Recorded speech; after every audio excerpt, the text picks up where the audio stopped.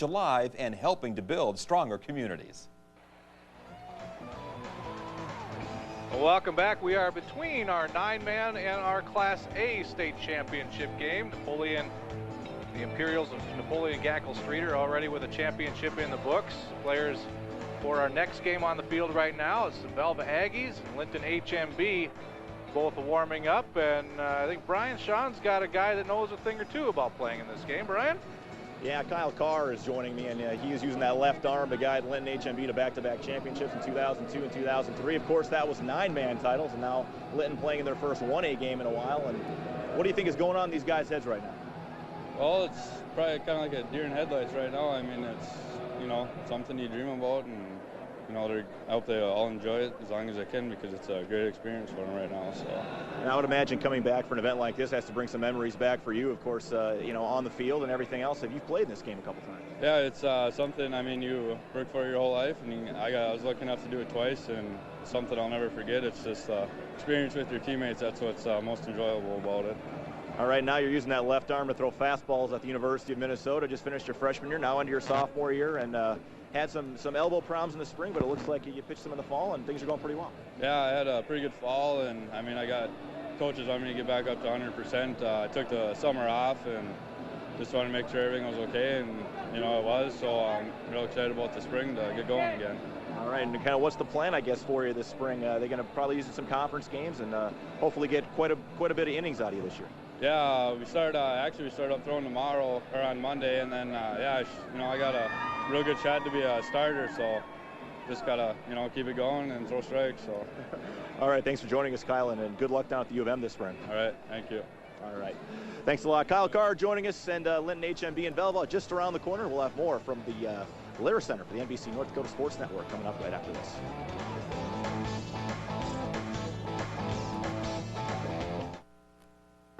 Even good kids can sometimes be bad drivers. That's why the North Dakota Farm Bureau developed a reward program for teen drivers. The Route 1000 Safe Driving Program rewards teens who maintain a good driving record with no accidents or violations for 1,000 days with a $1,000 savings bond. Contact your local Farm Bureau or go to Route1000.com for details.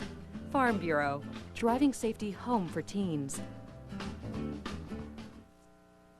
Look for Pizza Corner Pizza in the freezer case of your nearest grocery store and pick out your favorite.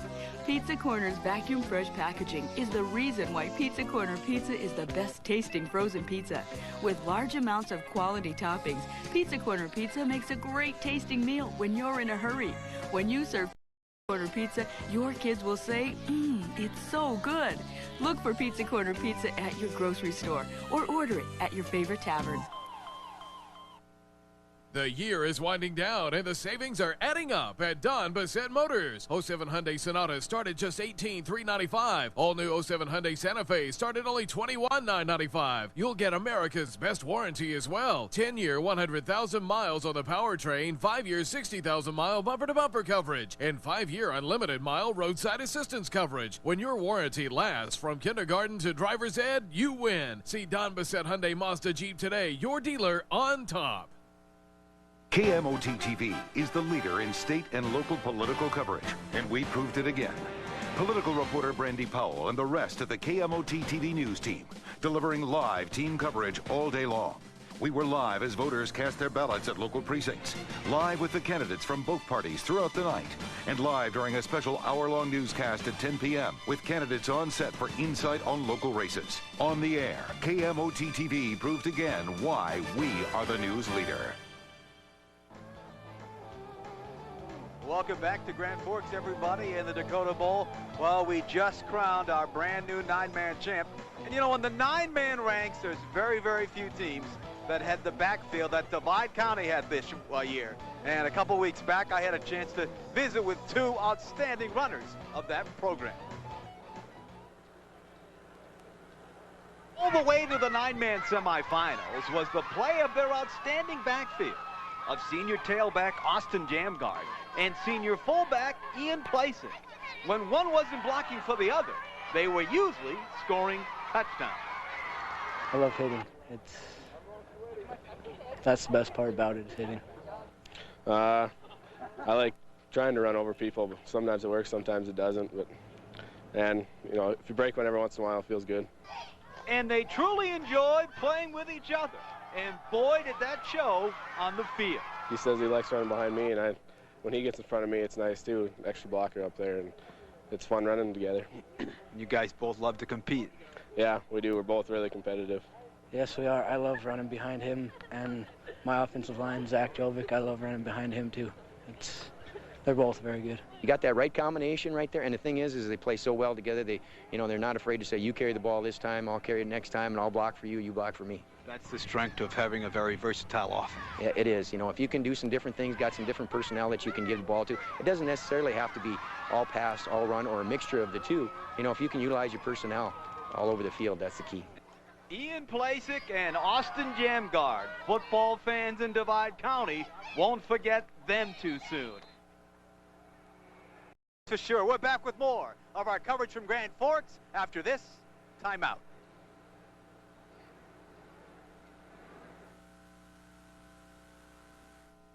The people of Xcel Energy and KMOT are active partners in the communities they serve.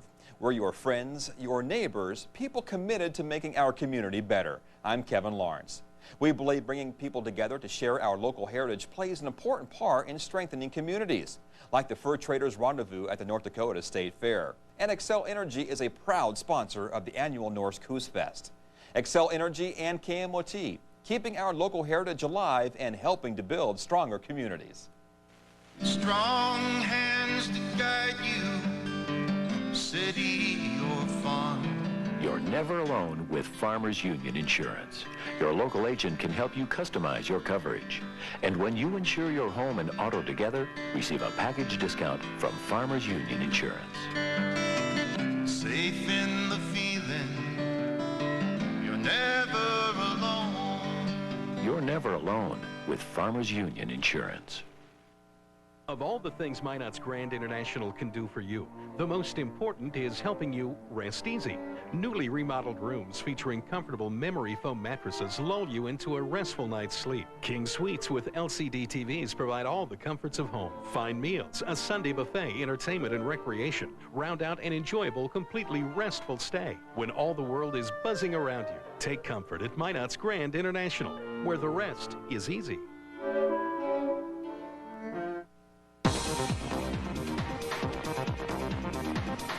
Everyone is so friendly. I feel like part of the Dickinson State family. The affordability and quality of education can't be beat. There are so many things to do on campus: dances, music concerts, student activities, and you can always cheer on the Blue Hawks.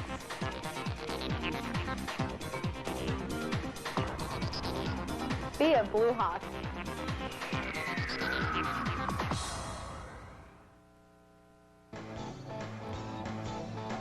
Well, welcome back to the Alarison Grand Forks. One of 4 championship games in the books. The 9-man game is a final. Napoleon winners today 26-12. So they are the Napoleon state champions. And Napoleon Gackle Streeter is now. Welcome for all you Class A fans here. We have another good one on tap. It's Velva against Linton HMB. And boy, Lee, you talk about two teams that know a thing or two about winning state football championships. It's these two programs. Yeah, and especially in this class and in recent years, it's definitely been Velva, whether it's been the Aggies by themselves or the combination of Velva-Sawyer. Larry Standy's got a program and a team that is really, really on the move. They do it with quickness. They won't overwhelm you with size, but they'll overwhelm you with.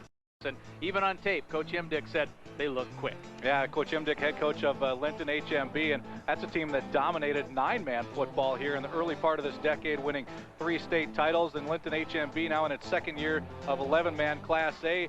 They are here at the state championship game after beating Mayport CG in a hard-fought game in the quarterfinals, and then beating a Wyndmere-Lidgerwood team in the semifinals in shutout style, 22-0. Well, look at the two teams that Velva had to go through to get here. Who do they run into every year? Yeah. Stanley Powers Lake and Harvey, and look at how close they were too. One was a 2-point game, the other one is a 7-point game. So yes, they had to go through their rivals to get here, and it's fun to beat your rivals, but it's probably more fun in the playoffs. Absolutely. Two great programs here meeting for the Class A championship, and we'll take a closer look here at what we think are some of the keys to the game in this championship game. Of course, keys to the game brought to you by Smart Wire. When training, experience, and availability matters, think SmartWire. Well, for the Aggies, continue the streak. What streak are we talking about? Well, how about a winning streak? With all the championships and everything, Velva comes in winning their last 27 games. So continue the streak would be another championship, both a championship streak and the winning streak. Be the opportunity makers. Who does Larry Sandy are talking about when he says that? He's talking about his offensive line. He means give our guys, our backs, the guys with the ball, the opportunity to make plays. That's what we ask of you. They have done it all year. They're undefeated. They're #1 rated. Well, for Linton HMB, and I think you could say this for pretty much every football team that's here, is establish the ground game. Take control of the line of scrimmage and move the clock, keep the clock moving, move the chains on the ground. And then on defense, they want to make sure that they find the ball but stay home. What's that mean? Well, Velva runs a lot of misdirection. They're kind of shifty at the line of scrimmage. You're not sure one of three backs is going to get the ball. Make sure you find out which one has it, but stay in your lanes, stay home defensively, because pretty soon you're going to find out quickly which one of those guys has the ball. Well, for a little bit more on our Class A championship game, let's go down to the floor to the two gentlemen that are with us all day long. It's Johnny Cole and Brian Shawn. Gentlemen. All right, thanks a lot, guys. And yeah, as we get set for this Class A matchup, two programs that have had a lot of success over the years, two coaches that know what they're doing. And I think it's really interesting for Linton HMB. In a sense, they're kind of on their third-string quarterback, so to speak, in Justin Pierce, and he's really handled the pressure well. Two comeback wins, one against Mayport and one against Wyndmere, and here they are back in the championship. Well, that's what great programs do, my friend. There's no question about that. I think you have to laugh. A lot of people around the state thought, oh, maybe the Aggies will be down. Maybe the Aggies will be down. Well, here we are, Grand Forks Dakota Bowl, unbeaten, a tremendous club. They just seem to be able to plug people in, and the system carries through. They're an outstanding team. As LT said, not big, but they are very, very quick, and they play with a lot of heart, and they want one to take to V-Town, as the kids say there, V-Town. It's a great sports community, and they want to add another title, guys. All right, thank you very much, gentlemen. A couple of players that certainly stand out among these two outstanding programs. One is Eric Henke, Mr. Versatility. He does a little bit of everything for the Velva Aggies. He can carry the ball, sure. He's about 500 yards on the ground and 28 carries. He's got 500 yards through the air and receiving, and you totaled it up. It's got 1,600 all-purpose yards when you throw in receiving or return yards as well. So if they need something done, number 14 is usually the guy they look to. Well, one of the guys for Linton HMB who was not looked to at the beginning of the year was Justin Purrington. He is a sophomore quarterback, and Eric Paul cracked a vertebrae in his neck, so he couldn't play this year. So that meant that Nathan Burgard was going to be the starting quarterback. Well, before the season started, he went down with the season-ending injury. In comes Mr. Purrington, who so far has over 1,000 yards passing, 1,144 yards passing, 15 touchdowns on the year. So the sophomore has done a fine job after getting comfortable. As coach says, it took him about 3 or 4 games. That sets you up for our championship game here in Class A, Linton HMB against Velva. We'll be back with more after this.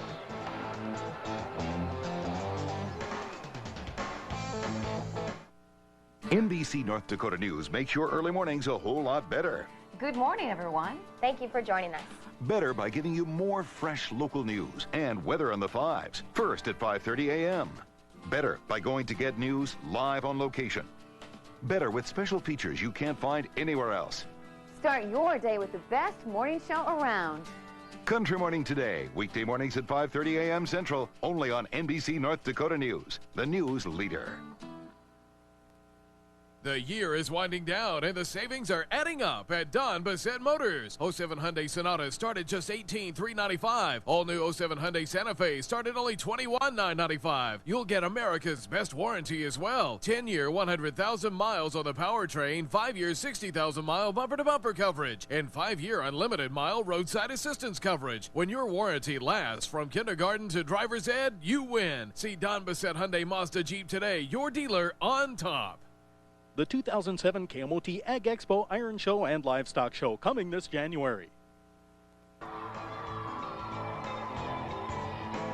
Well, that is true. We have Friday Night Lights, although that show's been moved to what is it, Tuesday now, I think, and we're in the afternoon, so there's some inaccuracies there, but, you know, we're playing championship football, and it is a Friday nonetheless. Linton HMB, one of the teams playing here in our Class A game against Velva, of course. Linton, we mentioned earlier, dominated 9-man football in the early part of this decade, winning a title in 2000, and then back-to-back titles, as we heard from Kyle Carr and Brian Shawn in 2002 and 2003. So their second year of 11-man football, looking to start a new tradition. You should say back to 11-man football, because back in 1980, the Lions did win an 11-man championship back then. I know when Kyle's team was coming up and they got to that 2000 and they had those good teams at the early part of this decade, at that time I was giving Coach Imdick a little, I don't know, grief or kind of bugging him a little bit. It's like, because they won in 1980, they won in 1990, and then it was another 10 years till 2000, and when Kyle's class was coming in and they had that good team, we was like, you're not going to wait another 10 years, are you? He's going, oh my goodness, I hope not. Well, on the other side, the Aggie fans there, they've been celebrating championships, well, even with more frequency at Velva. They've won 3 straight titles, and 5 of the last 7. Coach Larry Sandy has got quite a program going there, and talking to him earlier this week, he said, boy, I got great 7th and 8th graders coming up as well. So he said it just keeps on coming. Wyndmere Lidgerwood, as we showed you on the road to the Alaris, the team that Linton HMB beats in the semifinals last week, a team they also beat during the regular season, and it was that Wyndmere Lidgerwood game where Justin Purrington kind of came into his own as the starting quarterback when he got comfortable. That was a 48-point game for Linton HMB, probably the best offensive game that Linton HMB has played all year long, and really a key game in the development of Purrington. The HMB, if you don't know, stands for Hazelton, Moffett, and Braddock, the 3 towns that form their own high school and then join Linton to play football. Linton's one loss on the season came about mid-season to Hankinson FCT.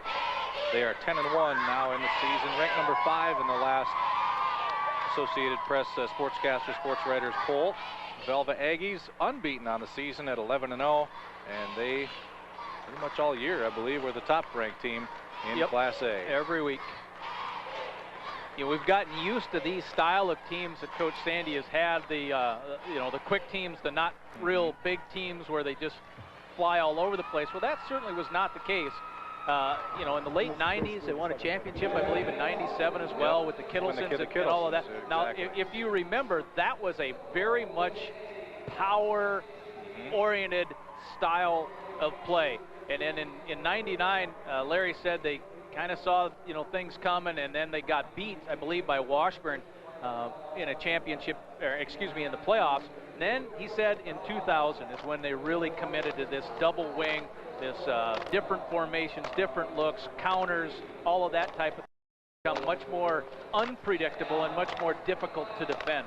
Well, it's a good job of using what you have. I mean, you're not going to have, like we said, the Kittlesons are gone. Those are some big boys that have come through, and you play a different style of ball when you don't have quite the size. Good look at the Linton, the Lions being announced here, the starters.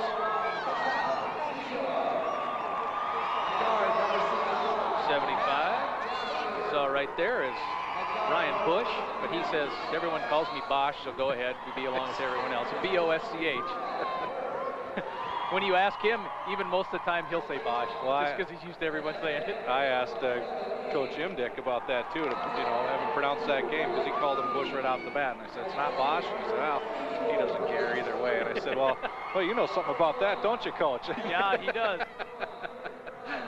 You got to chuckle out of that. It's been Imdick or Imdick, but on his answering machine at home, when I left a message, it said Imdick. Yep.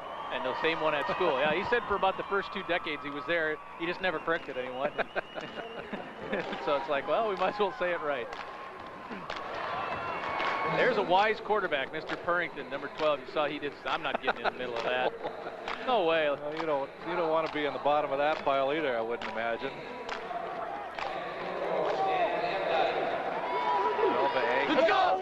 With the team right there, Linton HMB, we've talked a little bit about their quarterback situation and how Purrington has done a fine job, but he, coming into the year, was not thought to be the man who had to get the job done in the quarterback. Well, the same exact situation in the tailback position.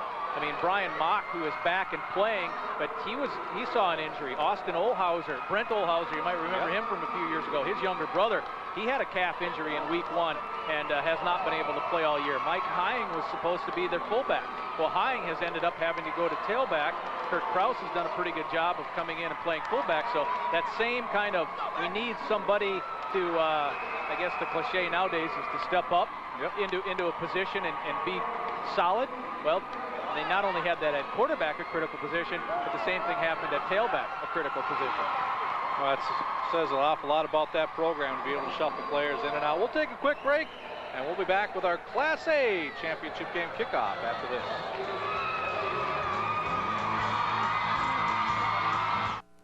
One stop does it all at the Senex convenience store in Velva. Enjoy delicious food items, dine in or take out. There's a variety of movie titles for rent on both tape and DVD. And of course, hot coffee, cold pop, and a multitude of snack and convenience items you can pick up. Even books and magazines, along with a variety of nice souvenir items. For friendly service and most anything you need, whether you live in Velva or just passing through, fill up and save at the Senex store, Highway 52 in Velva. The People's State Bank of Velva, here since 1915 and proud to serve the Velva area with complete banking services. Let People's State Bank assist you with farm operating loans, real estate loans for that dream home, or personal loans for most anything you're looking forward to. Don't forget about our convenient drive-up banking as well, and a full complement of other banking services that make your life easier. Helping build a better community. That's the mission of the People's State Bank of Velva, serving the area since 1915.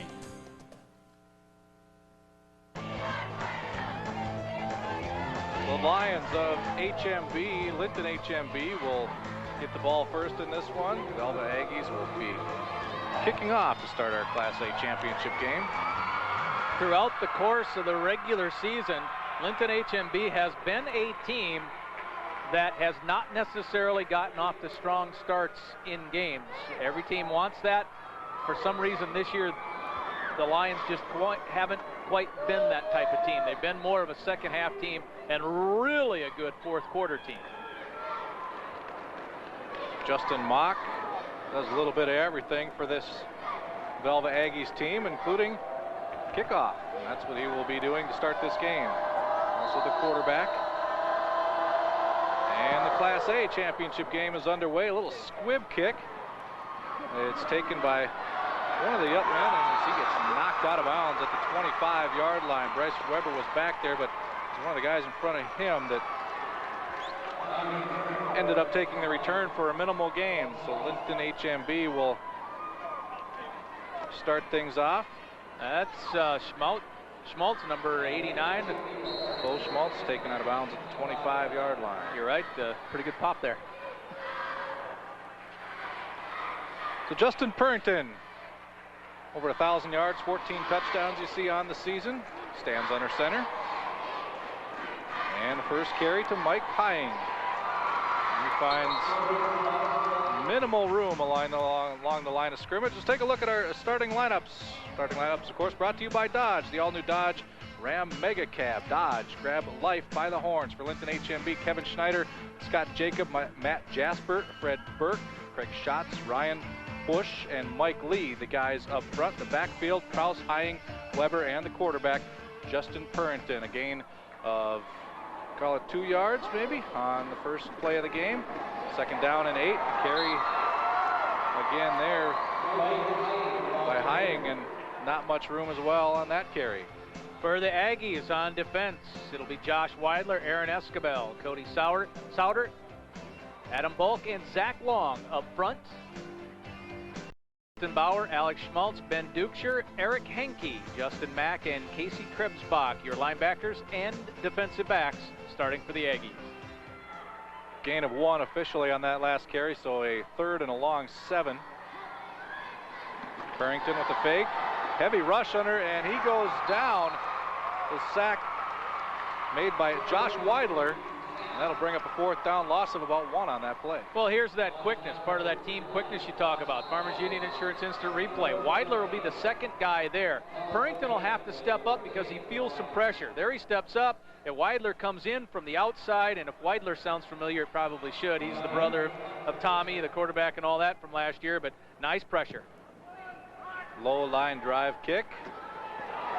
Takes a hop. Henke with the return, cuts it back across midfield, and he gets taken down at the 39-yard line of Linton HMB. So great field position to start for the Aggies. Number 14, we talked about him already on the big return. Well, one stat that just combines everything, they call it all-purpose yards, and number 14, Mr. Henke there, Eric, 1,633 all-purpose yards this year coming in. That's receiving, that's running, and that's kick returning.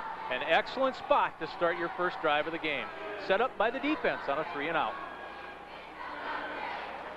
Single running back, Henke, number 14, in motion. And it's Preston Bauer getting the call on the first play from scrimmage for the Aggies, but nothing doing there. In fact, he barely makes it back to the line of scrimmage. Justin Mack, about 4 or 5 games into this year, became the starting quarterback. They kind of rotated there for a little bit. One of the reasons he has that number 23. Take a look at the starting lineups for Velva. Casey Krebsbach, Troy Jesperson, Aaron Escabel, Souter, Long, Duxer, and Weidler, the guys up front. Henke, Bauer, Schmaltz, and the quarterback, Mack, in the backfield. Henke again in motion on 2nd down and 10. And a quick pass out to Henke. He's got the receivers as blockers in front of him. Henke enough for a 1st down across the 30-yard line to the 28. Defensive side for the Lions, it'll be Schatz along with Bush, Weber, Jasper, and Prouse, the 5 men down. The linebackers are John Kelch starting-wise with Mike Hying and Brian Mock. Defensive backfield is Danny Imdick along with Kevin Schneider and Bryce Weber. Well, excellent downfield blocking that time. Schmaltz was one of the players that had a nice block. This one is Schmaltz here, gets the pitch, and the Linton defense sniffs that one out. Hying, one of the guys, the middle linebacker, to get there first to make it a gain of just about 1. Farmers Union Insurance Instant Replay, the pitch back. Number 40 is Hying. That's who you mentioned, Scott. He's kind of the trail man in there. Danny Imdick does a nice job of turning it inside, allowing Hying to make that tackle for just a short gain. Yeah, they call that stringing it out. Lions just didn't give him an opportunity to cut upfield. And it was a gain of 1. Henke now goes under center. The fake pitch to him. Schmaltz on the inside gets the ball, and bigger gain that time, about 4. Gets down to the 23-yard line. Well, remember our Smart Wire keys to the game where we're saying find the ball and stay home. Well, that's one of the reasons you have to. On the Farmers Union Insurance Replay, they fake the pitch and come right back inside on the inside handoff there to Schmaltz. Well, if you fly, if you just assume that Henke's getting the ball, you're out of position for the cutback. That's what Velva wants you to believe. 3rd down and about 4. Mack through the air. Has Henke. Henke cuts back a little bit, and that'll help him get enough yards for the 1st down to just about the 15-yard line. Well, that's where Eric was most dangerous last week. As we look at this again, the little pitch and catch.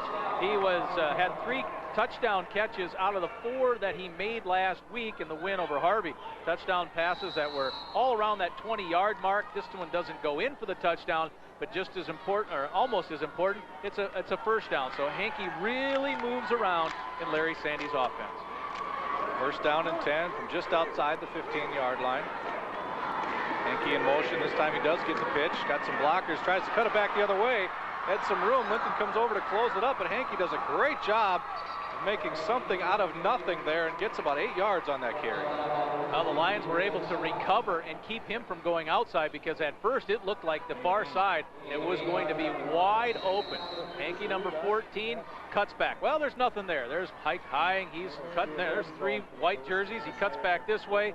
And then here is what's impressive, picking his way kind of through a line of tacklers. Bush had a chance at him again, and he gained 8 yards on something that looked like it might have been a loss. Kraus was one of the guys there as well. 2nd down and 2. Schmaltz with the carry. moves the pile across the 5-yard line. That'll be enough for a Velva first down. Depending on how much importance, as we look at this one again on the Farmers Union replay, Schmaltz with the first down, how much importance you want to put on opening drive. Well, it was a 3-and-out for Linton, so that Velva's defense was very good, which gave the Aggies very good field position, and now they're knocking, only 5 yards away. First and goal from the 5.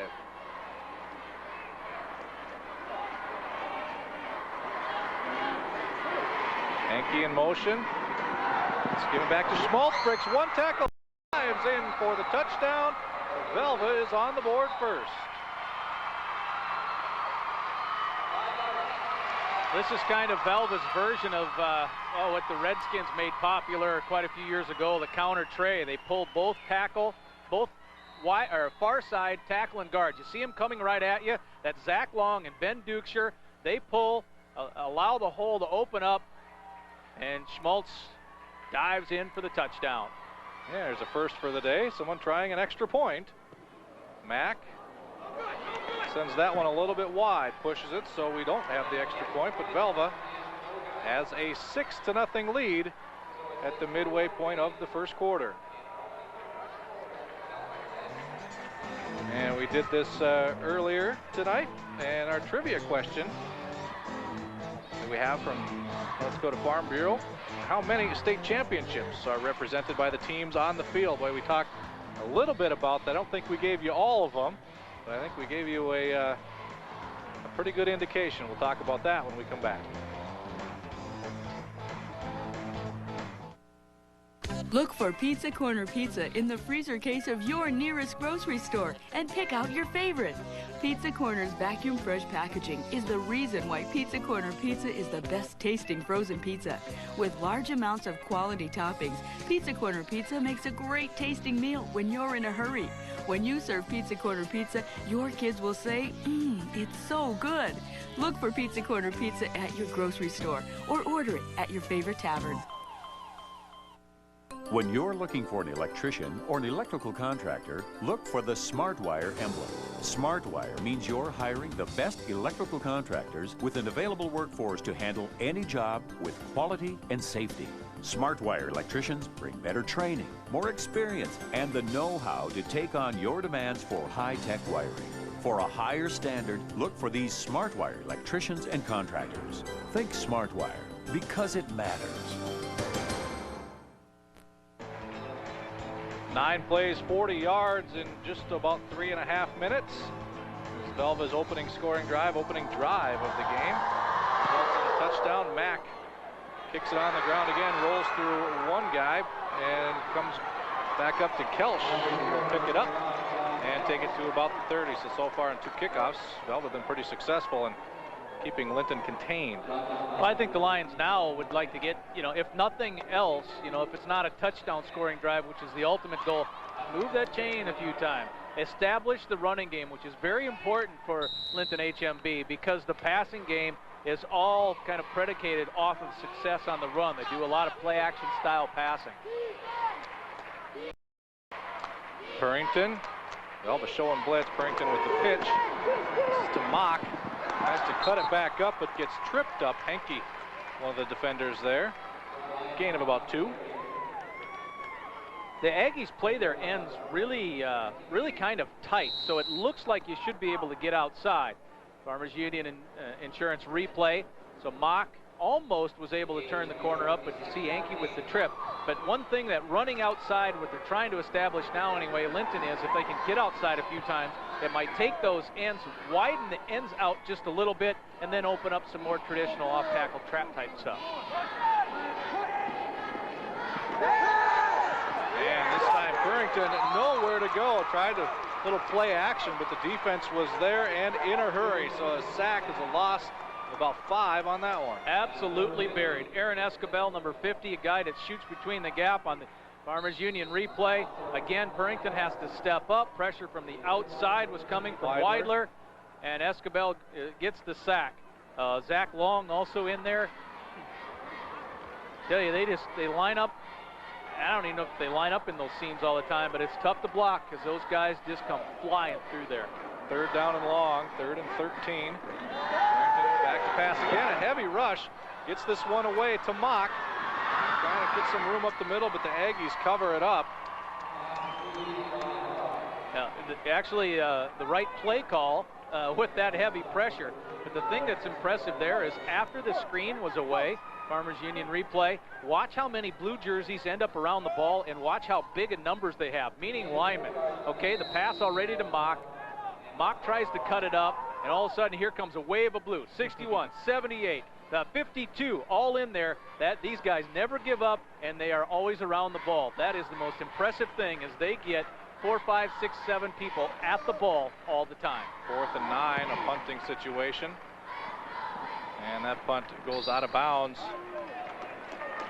We'll call it the 39-yard line of Velva. But still pretty good field position for the Aggies as they take over for their 2nd possession of this game. Yeah, another short field. You'll take that. You know, if you're making the other team play on a, an 80 or 90-yard field, you're playing here on a 60-yard field. It's over the course of, of the game. It is definitely to your advantage. But and for Velva, that's 2 3-and-outs on defense for them as well.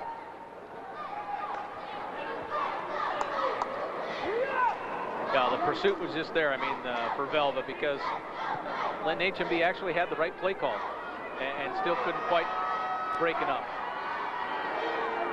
Mack back under center, 1st and 10 from his 39. Nobody in the backfield. The quick pass out to Schmaltz. Nice go one-on-one. Gets by the defender, which was John Kelsch, and picks up a gain of about 6 yards. Larry Sandy does something unusual or unconventional, I guess would be one way to say it, with his offensive line as we look again at the pass to Schmaltz. He has what he calls a strong side and a weak side. There's not a left guard, right guard, tackle, left tackle, right tackle. The 2 guys, Long and Dukeshire, always go weak side, and Escobar and Jesperson always go with Weidler on tight end side, whether it's to the wide on this instance or the near. Passing again, Mack just overthrows his intended receiver. Preston Bowery was trying to find out, sneak his fullback out there. We'll bring up a 3rd down. We'll call it 4.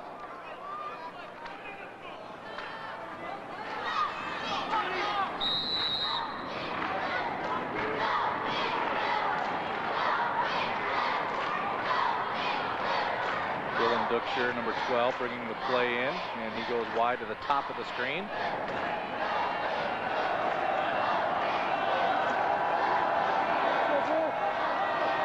Schmaltz in motion, looking for Dukeshire, and that pass off the mark, so that'll bring up a 4th down and 4.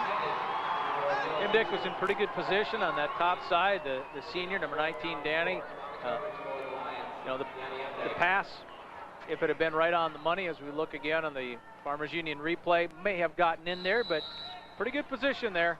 Forcing the pass a little wide was Imdick. That brings up a punting situation. Mack also does the punting.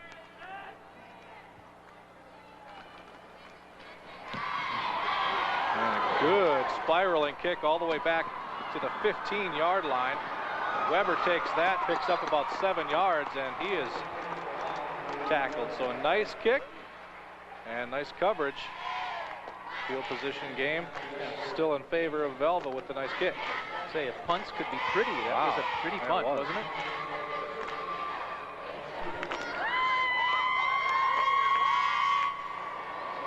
So Linton with its 3rd possession. Gone 3 and out in their first 2. And so far unable to really hit on anything.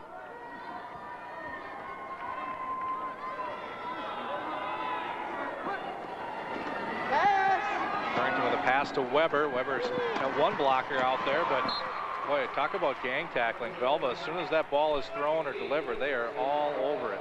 And Casey Krebsbach, number 20, one of the players there. Quick passing game, pulling the guard out. Craig shots there a little bit to try to get out in front.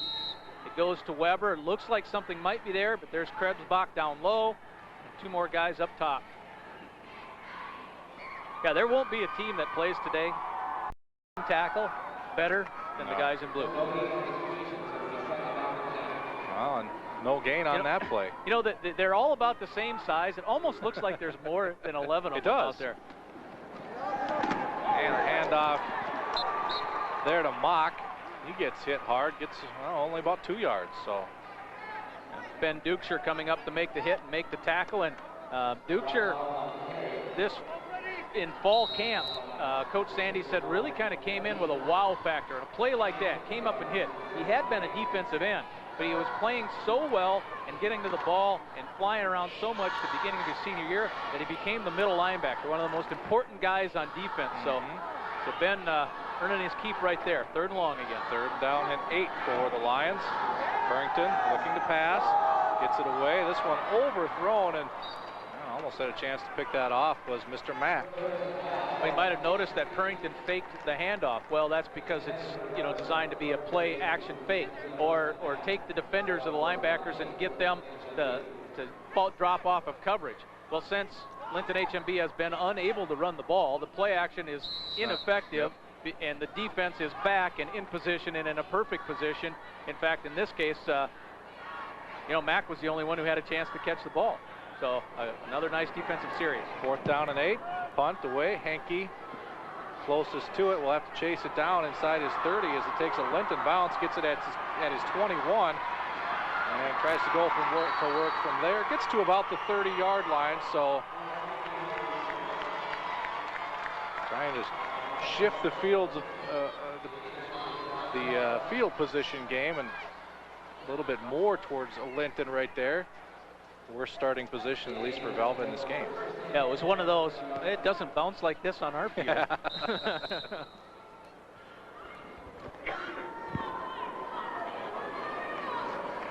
So Velva, their 3rd possession. First one resulted in a touchdown. That's why we stand at a 6-0 game, 2:27 to go in our opening quarter of the Class A championship game. And off to Bauer. Just keeps kind of muscling his way up and picks up about 6 yards on that. Good 2nd, 3rd, and 4th efforts. Well, we talk about Velva having a lot of those kind of fancy counter motion plays. This is not one. Farmers Union replay. It's a zone blocking kind of just straight ahead. Let's see what we can get out of this. And then all 160 pounds of Bauer getting some extra yards after first contact. Probably got 3-4 yards after he was first hit. Look at the backs for Velva. Bauer with 400 yards, Schmaltz 750, Henke 490. They're all within 3 pounds of 160 pounds. So very backs. Schmaltz this time with the 40 with the carry, and he gets hit hard and maybe back for even a loss. Yeah, that was Mike Hine who really closed that hole. Hine kind of snuck in there, I think, maybe between the 2 guys pulling. Again, it's Long and Dukeshire pulling from the far side. Hine, number 40. No, he sneaks right back in behind Dukeshire and comes in and closes it before the back was able to even get to a hole that may have been open. A couple of number 40s squaring off on that play. This will bring up a 3rd down and 5. That's what a linebacker's job is to do. Read and react. You read run, close that gap.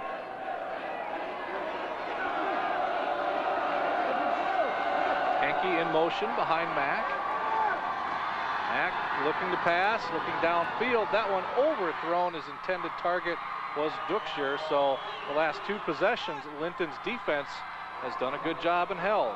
I noticed that in the highlights we had last week on Mack. Watch how on the Farmers Union replay, the ball comes up. He gets it up there so he doesn't have to worry about where it's going to be. Then he winds up and fires. So, I mean, you can read pass on him because from a little bit I've seen, that ball stays up by the ear right away when he's going to throw. Mack back to punt. Again, this one, another big kick, end over end. And Kelsch with the return, just about to his own 40-yard line. So Linton HMB, with just 46 seconds to go in our first quarter, will take over from there. It's their best starting spot too, isn't it? Starting spot, looking for their first down of this game.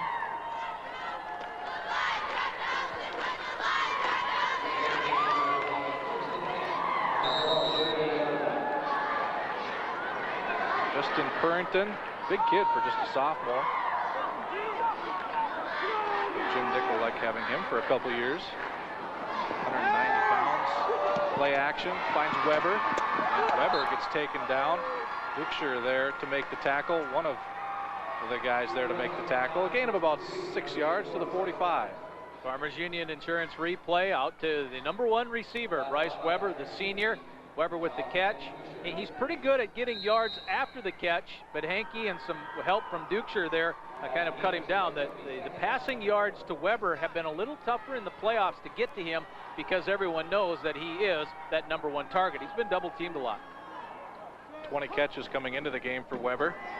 And there's a handoff and a big gain right there by Prowse, the fullback. First down of the game for Linton HMB, and first time they get into Velva territory, as that will be the last play likely here of our first quarter. A little see the trap, the perfect trap block was thrown there by Craig Schatz, number 53. The fullback was able to cut right off of that after the block was made that opened up that tiny little seam. And that is the last play of our first quarter. Linton will try to build on that to start the second.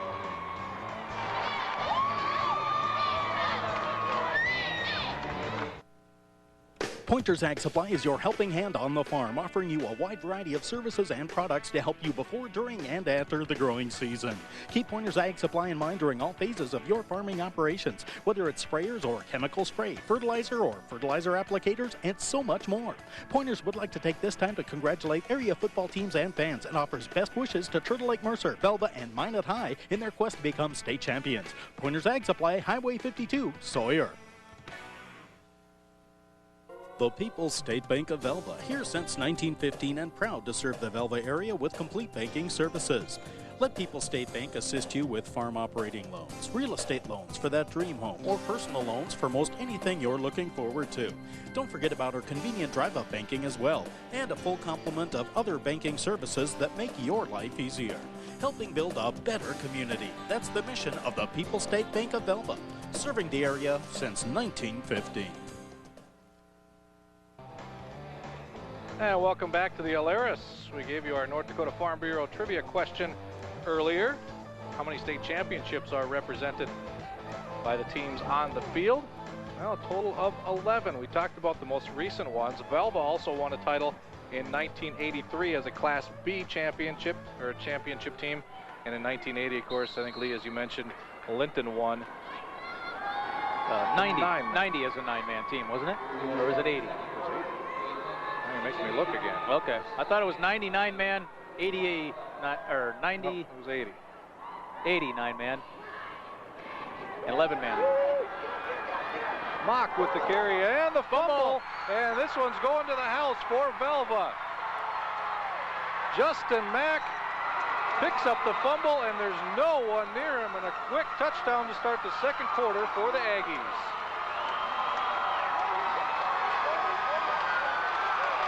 Boy, Mack got a dream hop, too, after the ball hit the turf. It popped right back up to him.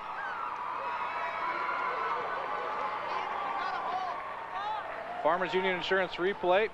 This will be a 57-yard fumble return. The ball gets stripped. It hops right up to Mack. And it is smooth sailing for the senior defensive back to take that one in.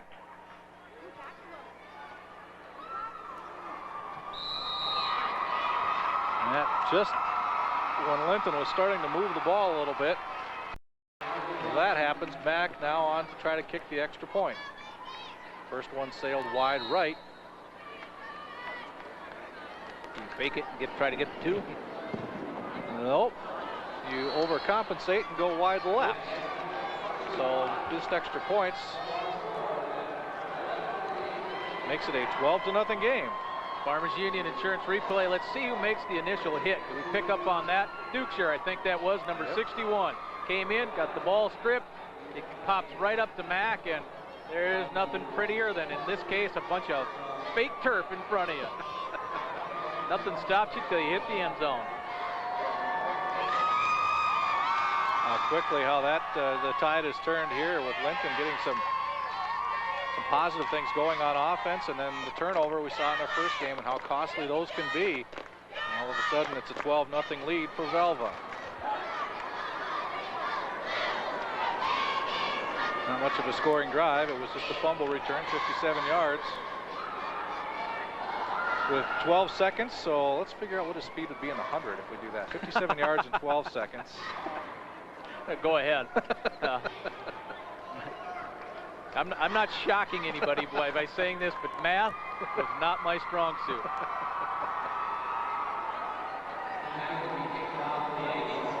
So Mack on to kick off. Give the guy a break. He just ran 60 yards for a touchdown. You're a football player. You never want to come off. Kicks it to the feet of one of the up men. And the return across the 30 to the 32-yard line. Drew Mock, I think, had the ball. 26. That is correct. Sophomore. And that's where the Tigers, Lion Tigers, will take over. They have been known as the Linton HMB Lion Tigers, because Hazel Moffett Braddock is the Tigers, and Linton is the Lions, so they kind of combined them, but take your pick. Setting up the screen, and Velva gets there before the play could develop, and a flag now comes down late. This could be grounding. The closest person to the ball was number 60.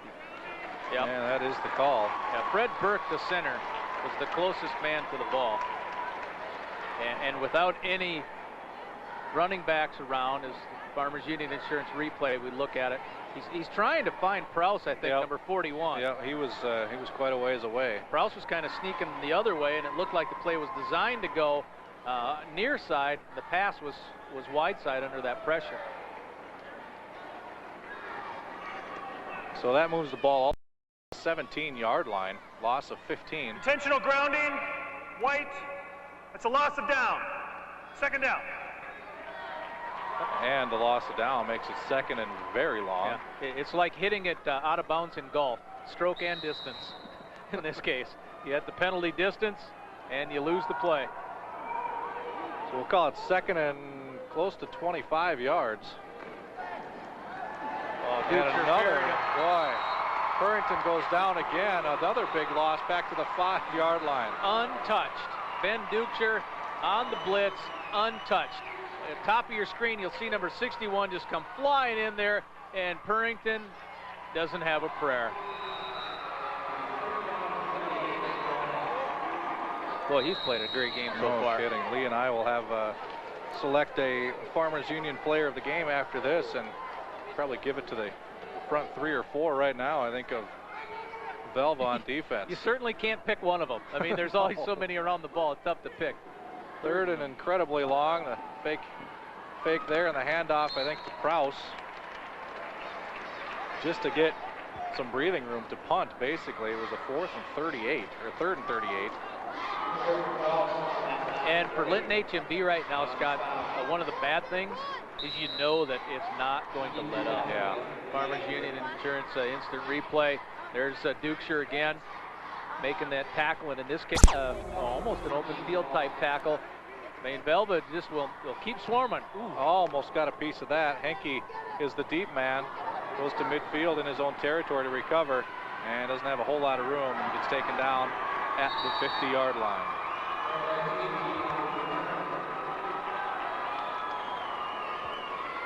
The Velva defense coming up big early in this game. Their team already on top 12-0. Now the offense again will take over. Defense already with a touchdown. And I got to think putting Linton in negative yards so far in this first half. Absolutely has to be. There's no way Linton can have positive over all yards right now.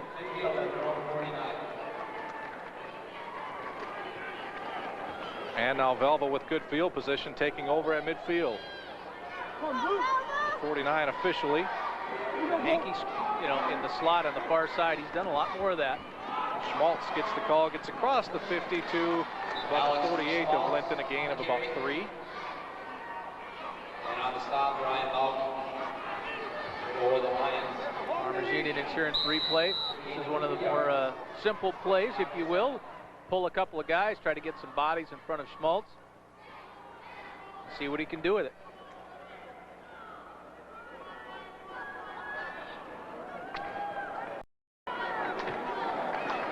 Three yards on that gain officially. 2nd down and 7. Schmaltz again in motion and again gets the call following the lead block of Bauer. Gets to the 45 and stretches across to the 44. Bring up a third and about 3. From the end zone, Cam. Handoff Schmaltz, a similar play to the near side. And then after he gets hit, he just keeps kind of rolling, in this case, backwards, getting a couple of more yards.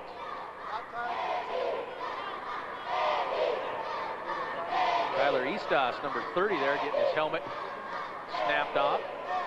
Yeah, got some problems there. We're going to have to take an official's timeout. Well, and he's in because Josh Weidler needs to get taped up. And maybe a timeout. Yeah, Larry Sandy's just going to take a timeout and get all this stuff figured out. Yeah, we will try to get stuff figured out as well. We'll take a break. Velva on top, 12-0.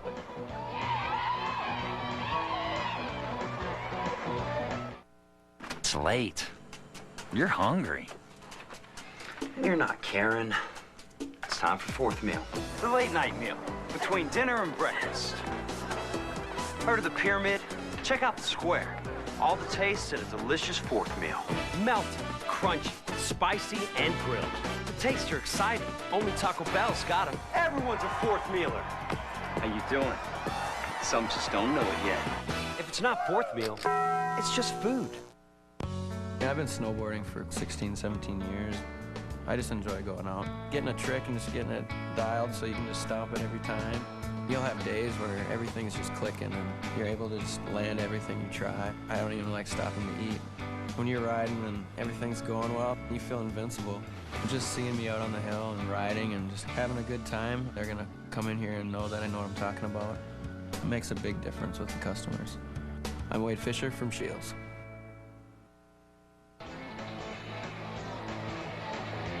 Welcome back to the Alaris.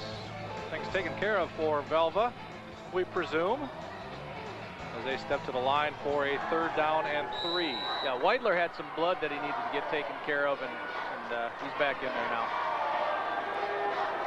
Henke goes in motion, the fake to Schmaltz, looking downfield.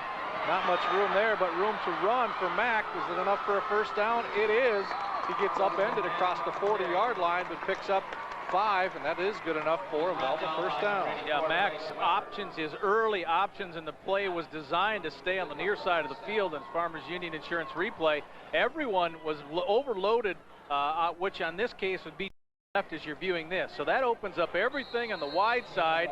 Mack knew he wasn't going to take this one all the way into the end zone, but he figured it was open enough for him to get that 1st down.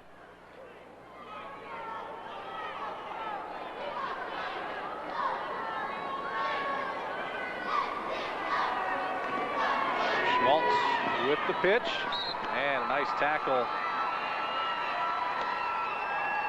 made there for minimal gain, maybe a yard. I never did pick up the number of the man here, the tackle. We'll take a look again here and see who fires in there. Your guess is as good as mine, Scott. Is it Bush, 75? Or are we taking... Oh, we're taking Shots, number 53. Craig Shots in there. Gain of 1, Henke, play action, Henke in motion, Mack looking deep. He's got 2 receivers in about the same spot, and he finds one of them. It's Bauer. That's good enough for a 1st down to the about 21-yard line.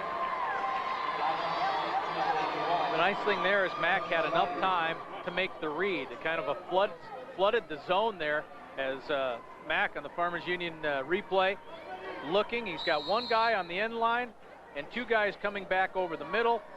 Dukeshire's there, and a 1st down as Schmaltz was trailing the play. Very nice read. He was patient enough to let that play develop and open up. I said Bauer, it was Dukeshire. I saw the 2. I guess that's all I saw. Henke in motion, handoff, throw to Schmaltz, tries to cut it back, gets onto the 10, runs into a couple of Linton HMB players, but takes it all the way down to the 6-yard line. Another 1st down, setting up a 1st and goal for the Aggies. Well, when you mark this play up on a wet board, since they don't use chalkboards anymore, that the coach will draw a line. Here's a seam, here's a line, here's a line. We want this seam to open up. Farmers Union replay, this is perfect. You seal on each side, opens up that seam, your running back hits the seam and gets a 1st down. Very well executed, well blocked. First and goal from the 6. Aggies looking to add to a 12-0 lead. Still just the midway point of the second quarter. Schmaltz, the pitch is fake, but stopped first. Likely motion movement if the play is whistled dead before. And that's exactly what it is.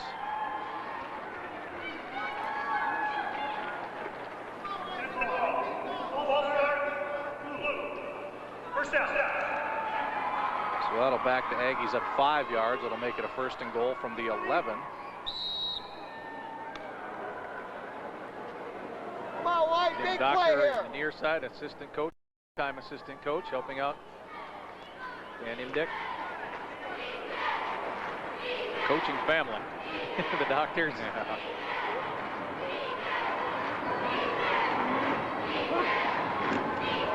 Same play. It looks like they tried to run before. Mock just back rather than a fake pitch. Takes it himself. Gets those 5 yards back. But we saw a picture of Tim there. He's not the only one in his family coaching today. His brother Cameron is a coach for Fargo South. But half the distance to what is needed for a touchdown there. And one of the reasons that Mack became the starting quarterback is he was, a very good runner and could become that kind of fourth option in terms of trying to run the ball out of the offensive backfield. So he presented a little bit more in terms of total weapons for the Aggies. And this time fakes the pass, tries to take it up the middle, but Tiger defense, or the Lion defense, will have none of that. Now that was kind of a definition of being swallowed up right there.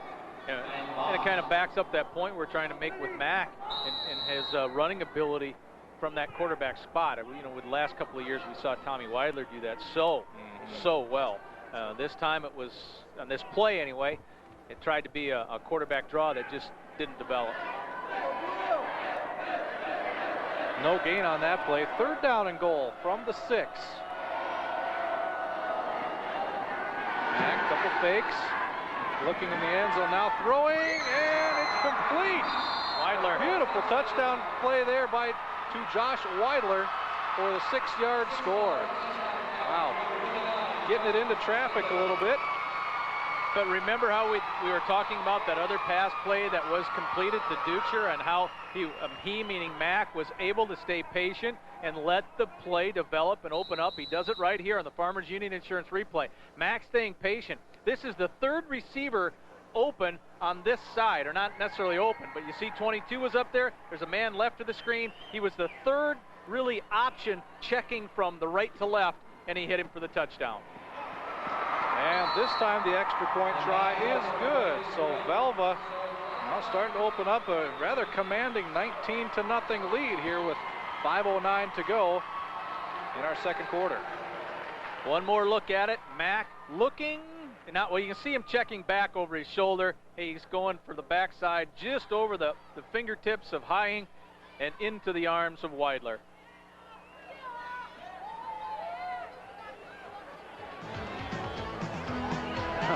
Some Linton fans are not too excited right now on the Farmers Union Insurance fan cam. Farmers Union Insurance, proud supporting sponsor of North Dakota High School Activities Association. Those fans are liking it. They're Aggies on top, 19-0. Pretty much at the midpoint here of the second quarter. Linton's in trouble right now. Yeah, they got to get something going on offense. There's no question about that, or this one's going to get over quickly. Well, we did mention kind of off the top how throughout the course of the year, Linton HMB has been more of a second half team.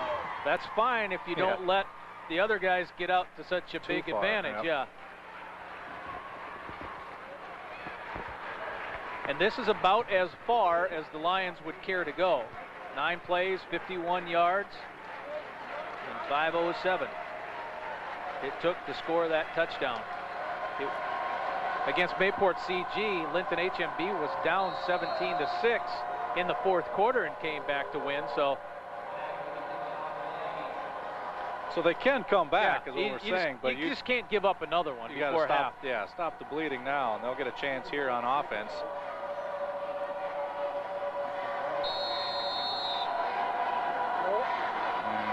Timeout. Timeout by Velva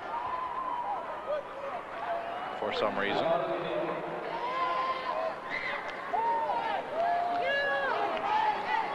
Something that Larry Sandy didn't like. Yeah, it's an unusual time to take a timeout, so it's definitely something that I don't know if it was maybe discussed or talked about and didn't have happen. One more Farmers Union Insurance replay. Mack now check over his left shoulder right there. Now he sees Weidler's open. I'm going to 39. Well, I'm not so sure that Hying didn't even get a piece of that. It looked like it on that play, but those guys were so close together that it probably didn't affect the flight of the ball for more than 6 inches, but it looked like he might have even touched that on his fingertips.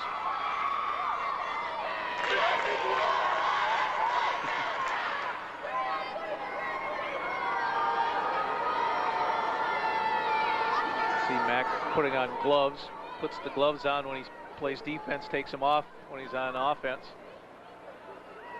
Or are they just his kicking gloves? It's kicking gloves, I think, yes.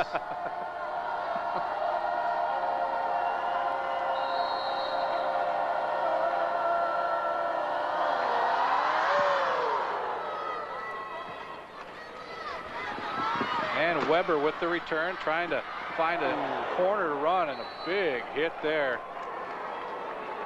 Who was involved? Michael Weiss involved in that one. Here on the Farmers Union Insurance replay, here comes a big hit, number 28. I'm going to make a tackle. No, you're not. Weber with a small return there, about 4 or 5 yards on the return. Linton takes over, first down and 10 from the 24. Brian, go ahead. Well, I tell you what, guys, listen to the Linton HMB coaches talk, along with the players that are saying, boy, this team is so fast. They're so fast. They're trying to spread out their defensive linemen and linebackers a little bit more, but they're just not finding a lot of success. If they go outside, they're gouging them up the middle, and if they go in the middle, they gouge them outside. So they're going to try to keep things spread out a little bit more, they said, and hopefully get used to this turf in the second half.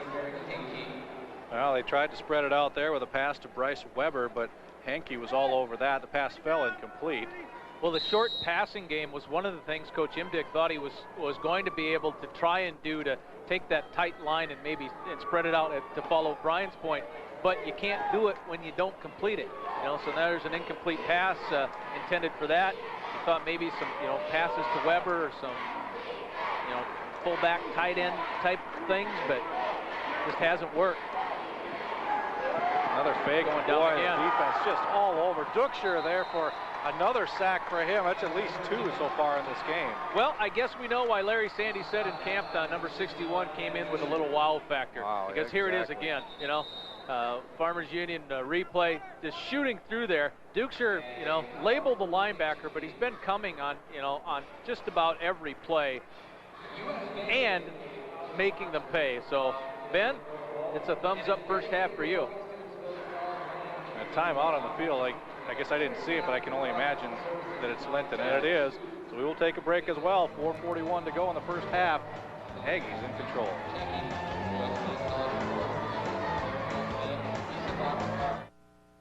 One stop does it all at the Senex Convenience Store in Velva. Enjoy delicious food items, dine in or take out.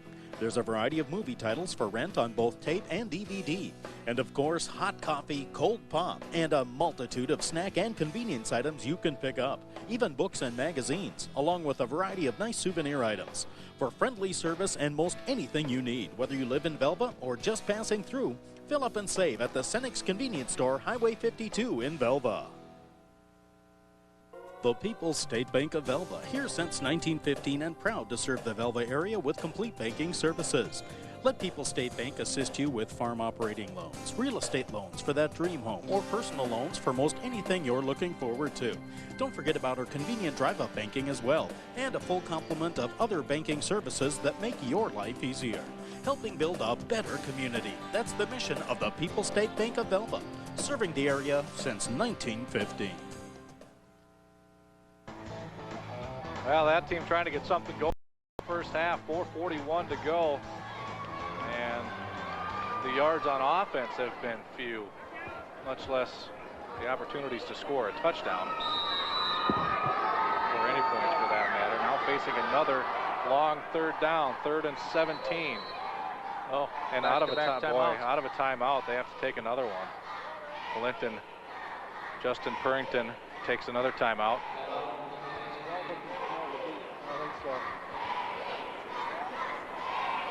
I don't know if Velva showed some sort of defense that they weren't expecting.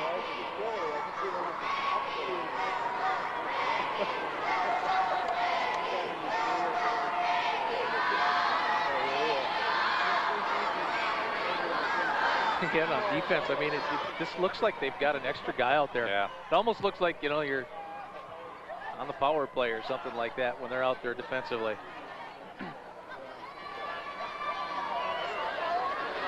Dan's been 3 decades strong down at Linton, not only as in the football program, but also the wrestling coach. In fact, his son, Ben, will be wrestling in the Bison Open this weekend. So you'll get an opportunity. Tomorrow? Yep, you'll get an opportunity to watch Ben wrestle for NDSU.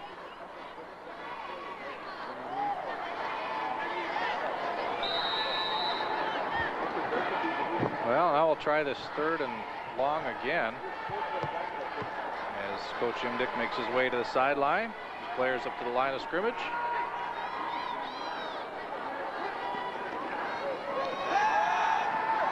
Boy, and Purrington just has no time back there. Coverage good downfield. Purrington goes down again. That's got to be 4th or 5th sack so far. Well, trying to get Weber on an out and up. Bryce on the far side ran an out, was trying to get up the field, but just don't have the time. Weidler, number 39, coming from the backside. Purrington will just get buried before he has a chance. You can see Justin just starting to wind up to let it fly, even though Weber was covered fairly well. But you got to, give him a chance to make a catch, but no chance there. Hankey just inside of midfield will take the return. Looking for something to open up, finally just cuts it up and goes down at about the 40. That could be Linton's ball. He stole that away, I think. If the whistle didn't blow, I didn't hear it. Linton has the ball, I think. I think John Kelch took it away. You are absolutely right. So Linton takes over. We'll have to get another look at this in the Farmers Union Insurance replay. The thing I was listening for more than watching was a whistle. Did not hear a whistle. Hankey trying to wait for something to open up. It doesn't open up, so he's tackled. Number 21 is Kelch. He just rips it right away before he was down. Nice on Kelch. Well, a break for Linton as they try to get something going now back on offense again. 3:57 to go in the first half. And the pitch to Prowse, or the handoff to Prowse, and he does pick up a good chunk of yards. Well, if nothing else, it just keeps the ball away from Velva if you're Linton HMB to not give Velva, which would have been a short field, a 40-some yard field, the opportunity. But Kirk Prowse, Farmers Union replay, nice hard run. Weidler in there on the tackle. Schmaltz in there on the tackle as well. Gain of 6, 2nd down and 4, near midfield at the 49. Velva doing a lot of shifting along the defensive line. Mock with the carry. Gets 1st down yardage. Across midfield. Almost to the 46. Needed to get to the 47. I tell you, 1st down's a little bit of a moral victory right now. 2nd one, I think, for Linton in this game, if I'm not mistaken. Mock following right side. And he does battle for that 1st.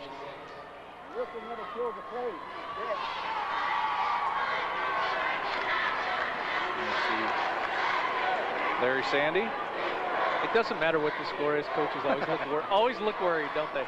It's their job to worry. That's what I always say. Coaches' job to worry. Like I said, turnover, those drive them nuts. Oh, Weber just got nailed by Hankey. The ball right in Weber's hands, but no chance to come down with it. Hankey was right there. Yeah, as a defensive back, in an ideal world, you meet the player the same time the ball does. Farmers Union Insurance replay, bomb, and then you get him right up underneath the arm too. I mean, the sweet spot was open, and he got in there. Receiver goes. Yeah. Hankey giving away about 20 pounds there, but he had a full head of steam. That one incomplete. 2nd down and 10. Kind of like a boxer dropping his right, that opens up the left hook. He got it right in there. Mock get the carry, gets through the line of scrimmage, a lot of room across the 40 to the 35-yard line where he's taken down. Another first down for Linton. Well, one of the reasons Brian Mock, it was one of the tailbacks that this team was trying to count on all year long, but an injury kept him out of much of the season. Farmers Union Insurance replay. Mock had some pain in his calf, and he actually had some dead tissue in his calf early this year. They had to cut it open and let it drain and do all that ooey gooey stuff before he could come back and play, which is what he was able to do, but kind of a weird thing, huh? Yeah, those of you finishing lunch ought to enjoy that. Isn't it nice? There's a pass over the middle, complete. Mike Lee with the catch. Another first down, Linton. Now, a little mojo here at the end of the half here for Linton HMB. Time to throw is what Purrington has on here. He stepped up, hit his tight end. The junior comes down with it. Well, look how many guys were around that pocket there for Linton, too. It seems like they're dropping an extra guy back for protection. Max protect, yep. Ball at the 18, first down and 10. Motion there on Linton. I think that was Schatz who flinched a little bit. Yeah, that's the guy with his hands on his head there. Yeah. That says it all right there.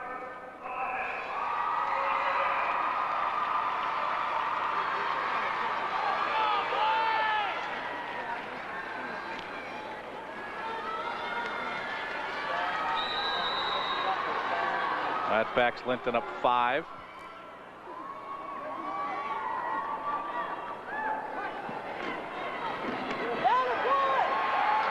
With the carry, and he'll lose a couple yards there. As again, the big push from the front 5 of Velva. Yeah, Escabel, number 50, a senior, 207-pounder. Farmers Union replay, hand off to Hying, and he's just hit right away. I mean, it's really hard to try to cover everybody who's coming right now. I mean, Velva is just sending linebackers. They're stunning and getting guys in gaps. Final timeout of the half taken by Linton. They try to regroup for a long second down now to try to get some points on the board here in the first half. This first half has been all Velva Aggies.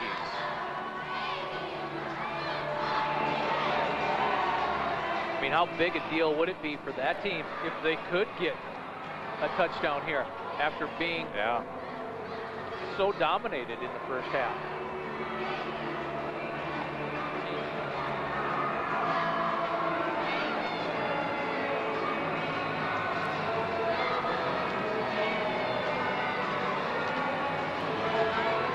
.153 to go. This is the final timeout for Linton, so have to be organized from here on out.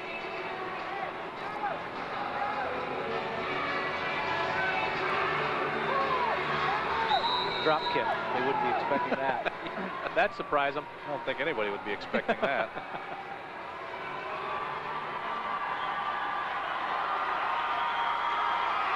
Second and long, call it 17 from the 25.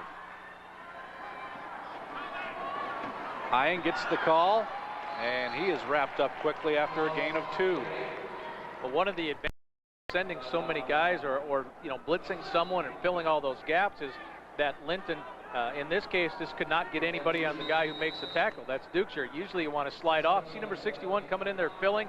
Obviously, there was a couple of players there early. Sam Schultz, number 33, was in on that play. But it's just impossible to get a body on a linebacker who's not blitzing. Big third down, Purrington looking to pass and just out of the reach of Kraus,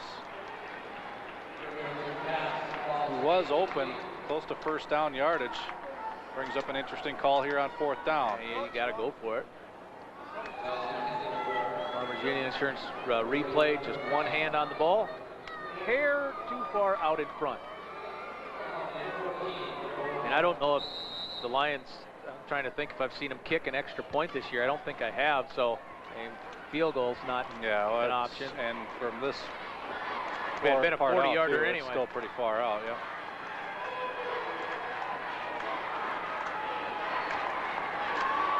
4th down, 15. They need to get to the 8-yard line for a first down. Purrington with the play fake. Now gets out of the pocket away from pressure. Throws it to the corner of the end zone and out of the back of the end zone. So Velva will take over after holding on 4th down. It's a killer for Linton right there, who picked up a big turnover. The pressure forces Purrington to get outside, but it also allows him a chance to complete a pass. Not an easy pass. Weber is the intended target. The guy's in front and a guy in back. So Velva will take over on their own 23-yard line, leading 19-0. 1:11 to go in the half.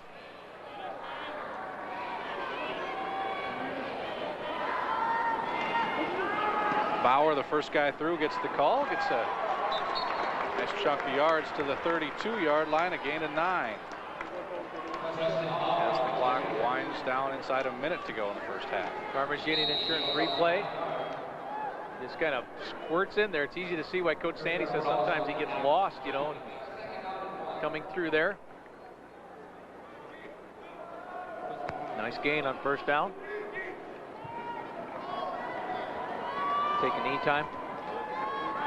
It certainly looks like it with 35 seconds to go in the half. And that's exactly what Velva will do. They'll say good enough for half number 1, and it's hard to argue with that, leading 19-0. Got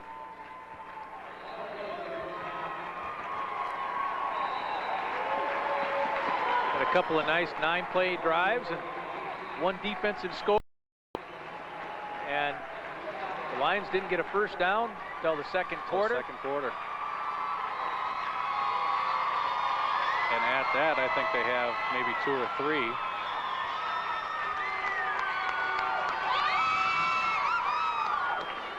And we see in the corners some Dickinson Trinity and Watford City players starting to get loosened up a little bit for their game, which follows this one. That'll be the Class 2A championship game.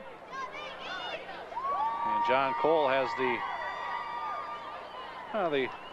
privilege of getting to interview the coach that's leading in this one. John? All right, guys, thank you so much. Coach, a very solid effort in the first half here, to say the least.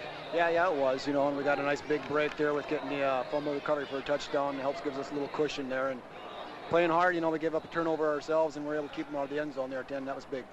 Boy, oh boy, you know, you think that they're only kids. Maybe they might not be ready. A lot of pressure.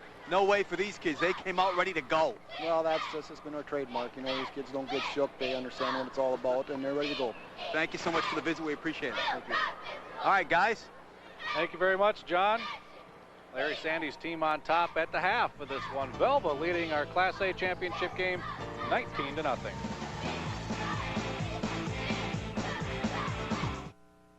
Business vitality and local economies strengthen North Dakota with jobs and services. That's why Farmers Union Insurance works to protect businesses, large and small, from coverage for buildings and production areas, to retail stores and repair shops, to churches, municipalities, and community support services. Farmers Union Insurance will customize an insurance plan to help protect your business. Farmers Union Insurance, supporting the North Dakota economy. The Nokian WR All-Weather Plus has brought four-season driving safety to its highest level ever, exceeding new government snow conditions regulations. Wherever you drive today, make the Nokian WR your choice to get you home to your family. Buy them now at Northwest Tire. The right tire, the right price. So Casey brought 3 of her friends home from college last weekend. They didn't get in till midnight, but I pulled out the Davenport for them. Davenport? What? I don't have any extra beds. No, I know. It's the word, Davenport. It just cracks me up.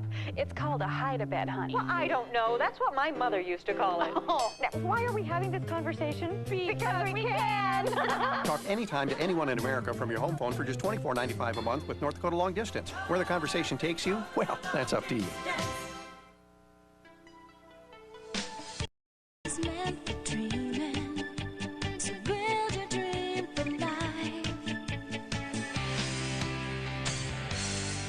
As we grow older, it's easy to lose sight of our dreams. Work, family, and other responsibilities take much of our time. At United Community Bank, we encourage you to reach for your dreams. Together, we can find a solution. Real dreams, real solutions, United Community Bank. Well, welcome back to the halftime report, brought to you by Nodak Mutual Insurance, proud supporter of North Dakota athletics. Some entertainment for us here at the half with Velva on top 19-0. It's the Bruin Highlighters from Adams-Edmore. Our halftime performance provided by the Bruin Highlighters from Adams-Edmore.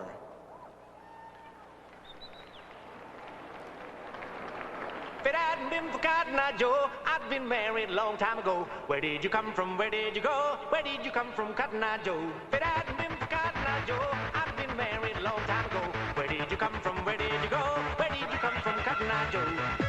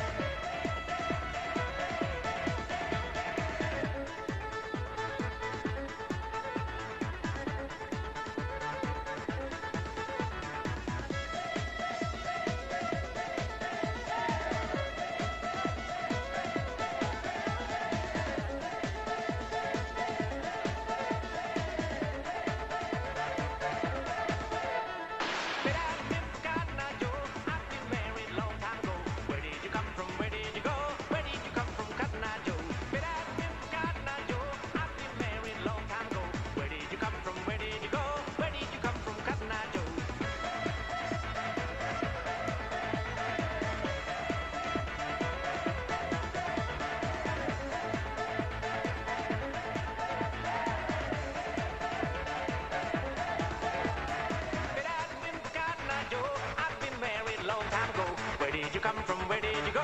Where did you come from, Cotton Eye Joe?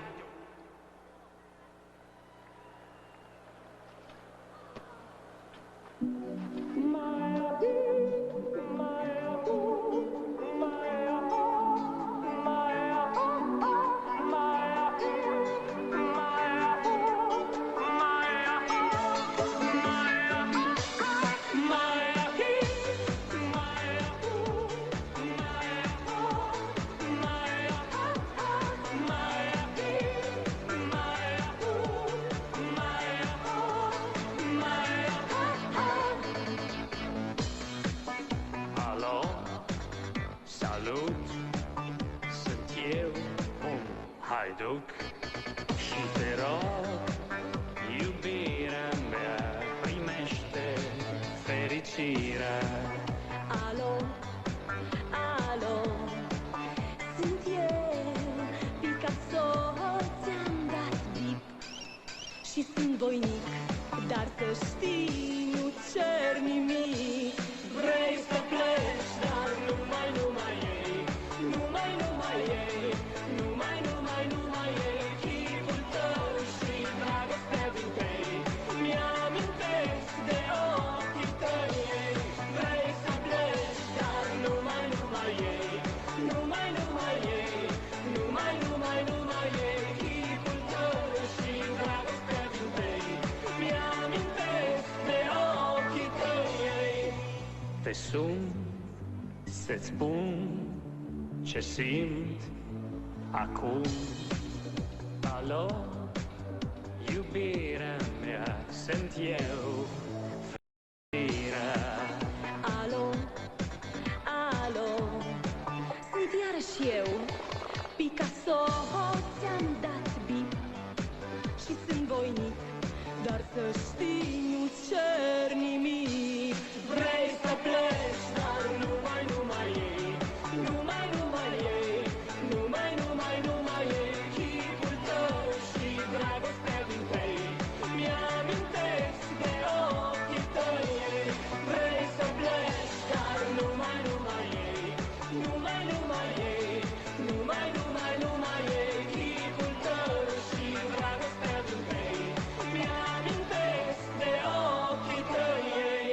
Mai ahi, mai ahu, mai aho, mai aho, mai ahi, mai ahu, mai aho, mai aho, mai ahi, mai ahu, mai aho, mai aho, mai ahi, mai ahu, mai aho, mai aho. Vrei să pleci, dar numai ei. The Bruin Highlighters from Adams Edmore on the Nodak Mutual Insurance halftime Ladies and report. gentlemen, the Bruin Highlighters from Adams Edmore. Our lives are spent touching other people, building a wide web of friends and family. We become touchstones for people in many different times and places. When we pass, the center of the web is empty, but the threads remain, a legacy of how we live. A memorial service is a chance for those we've touched to gather together, to remember, to celebrate the part we've played in their lives. For over 60 years, Thompson Larson Funeral Home has been proud to help in the remembering. It's your time for a quality education. What are you waiting for? Let Williston State College start you down the path to success. We have a number of programs to jumpstart your future career. Complete your first 2 years of general classes that prepare you to transfer to a larger university. Williston State College gave me the opportunity to finish my general courses, and after 2 years I went on to UND, and then later went on to medical school. Williston State College, where the people make the difference. Strong hands to guide you, city or farm. You're never alone with Farmers Union Insurance. Your local agent can help you customize your coverage. And when you insure your home and auto together, receive a package discount from Farmers Union Insurance. Safe in the feeling, you're never alone. You're never alone with Farmers Union Insurance. The People's State Bank of Velva, here since 19 and proud to serve the Velva area with complete banking services. Let People's State Bank assist you with farm operating loans, real estate loans for that dream home, or personal loans for most anything you're looking forward to. Don't forget about our convenient drive-up banking as well, and a full complement of other banking services that make your life easier. Helping build a better community. That's the mission of the People's State Bank of Velva, serving the area since 1915.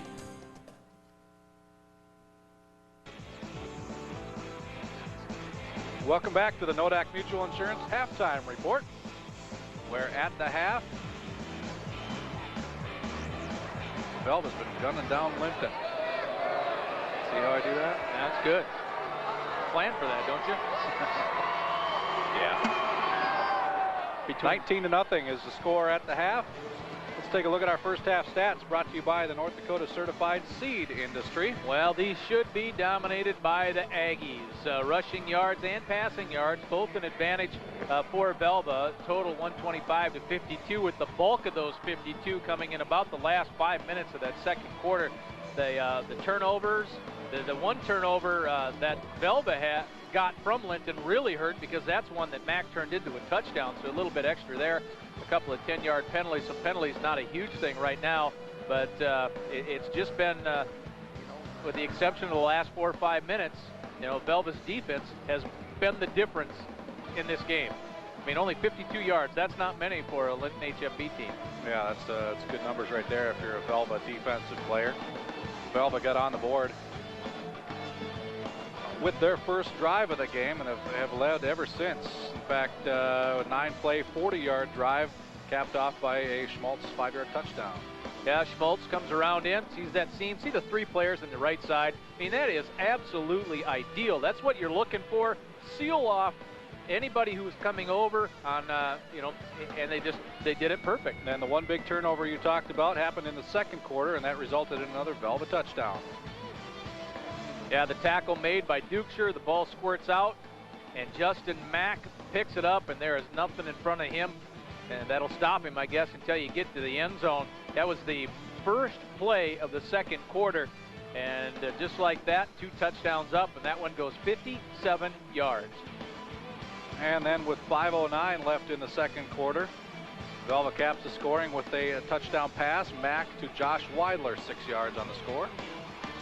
And the patience that Mack showed on this play to allow his receiver Weidler to open up, or get barely open just enough there, as Hying almost got a hand on it, but that's the touchdown, and the kick made it 19-0. And that capped a 9-play 51-yard. Brian, go ahead. All right, thanks a lot, guys. I'm joined by Linton HMB head coach Dan Emdick. And coach, boy, a couple unfortunate breaks there your way. It looked like you're going in for maybe the tying score, and that fumble, they take it back, and all of a sudden you're at home. Yeah, you get a good team momentum like they are, and it gets tougher and tougher all the time. It gets easier for them and tougher for us. And, pass protection, and you guys just, their linebackers are really shooting the gaps and finally getting that backfield in a hurry. What are you going to try to tighten things up a little bit in the second half to offset that? Yeah, that's true. We need to pick up those blitzes. We're going to cut our splits down a little bit, and we've talked about what we need to do, and hopefully we can get some yards this half.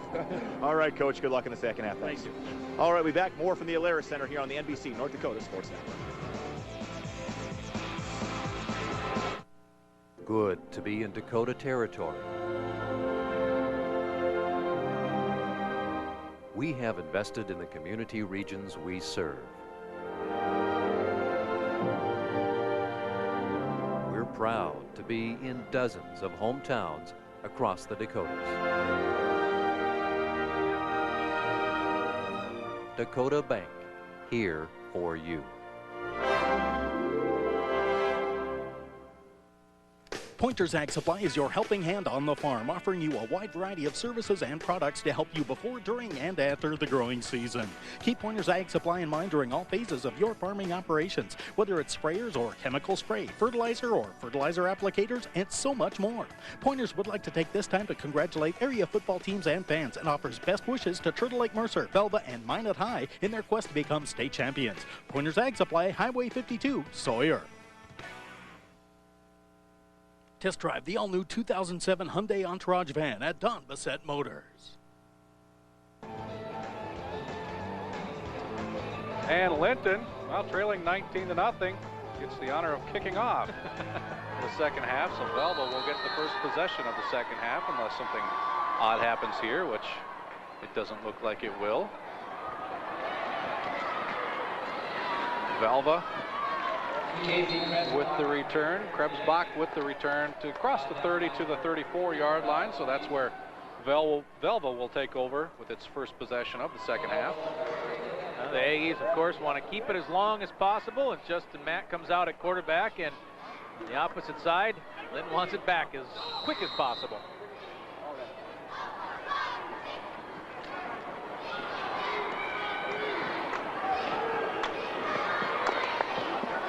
Mack with a big first half, a touchdown pass, a 57-yard return, fumble return for a touchdown.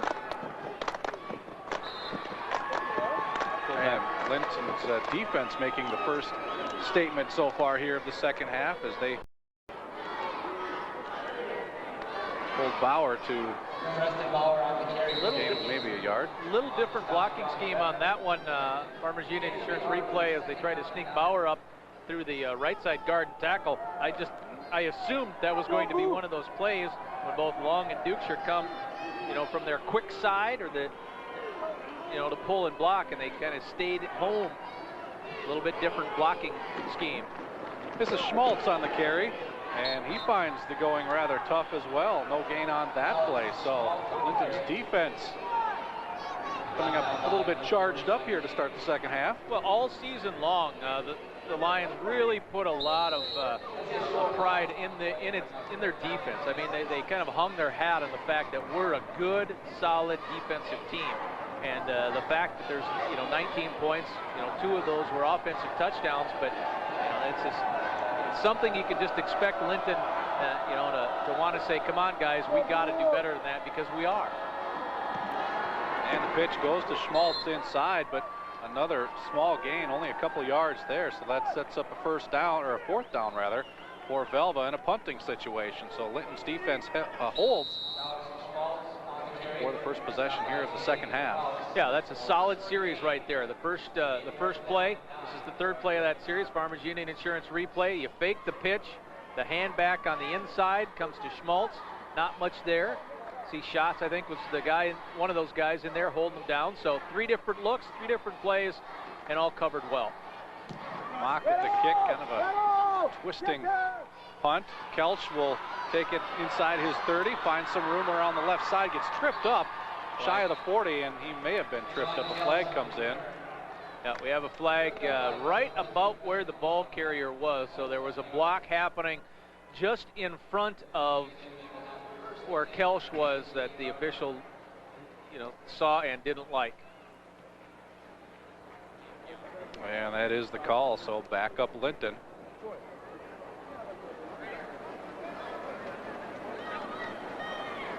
Now, they used to call that clipping. They don't do that anymore. No, block in the back.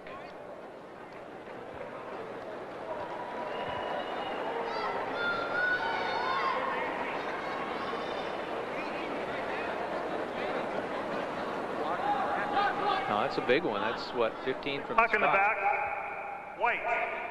First down. Oh. This ball was close to the 40. Now Yeah. it's back inside the 20.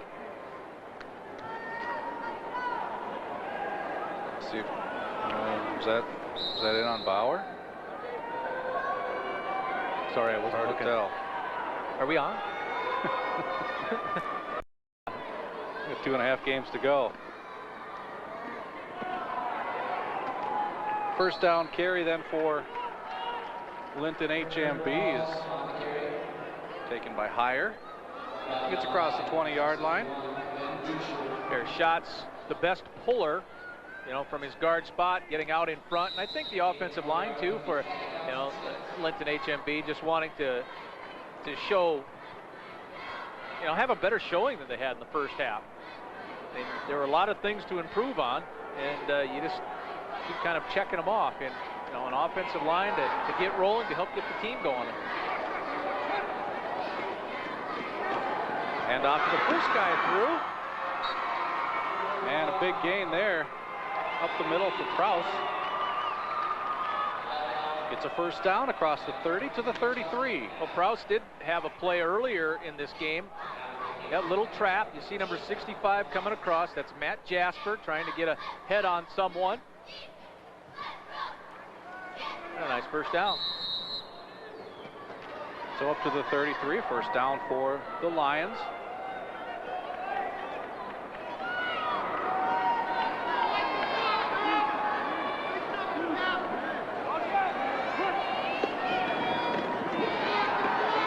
And this time it's Hying again. Getting close to, and I think he got first down yardage right at the sticks. Mike might have that one. They put Weber in motion that time. They motioned him into the spot of the run to help him have another lead block. You'll see number 84 coming into the screen right there and getting a block, helping Hying get the 10 yards needed for a first down. Again, Linton has been a second half team, and they'll have to be again today. Barrington looking to pass, will tuck it under. Duxure takes him down. Barrington gets about 4 or 5 yards on that carry, near midfield to 47, where he's 48, we'll call it, where he's taken out of bounds. Well, I wonder if Lee got caught up there a little bit. On that particular pass play, Linton HMB sent 2 guys deep, meaning they wanted to suck people away from the flat and then try to get a receiver into the flat. The only other receiver around there was number 82, Mike Lee. He might have got hung up along the line of scrimmage somewhere because there was no one for Purrington to pass to. Second down.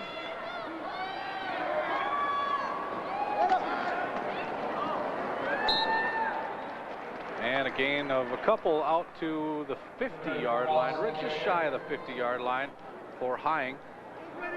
Brought down by number 50, Aaron Escobar. That'll bring up a 3rd and 4.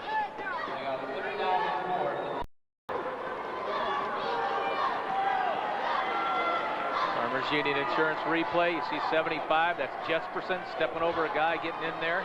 He kind of twisted his knee a little bit in that Harvey game, and we were wondering how he was going to be. He's been playing both sides of the ball today, so he's fine.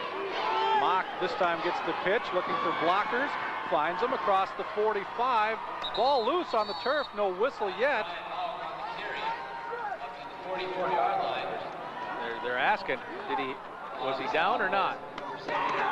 And it's a fumble, and Velva takes over. And the guy who has the ball, or handed it to the official anyway, was 61 Duxure, and he was the guy from his linebacker spot that helped dominate that first half. Farmers Union replay. Mock waiting for the blocks to develop. He does. He gets a first down. Watch for the ball. Oh, that's not a fumble. He was down. Yep. There's a couple Linton players. Linton has called a timeout. Dan Imdick is saying, look, he was down. Players are weak. I mean, the play that the replay you just saw was shown here on the video boards as well. And there's no such thing as replay and any of that stuff in high school football, but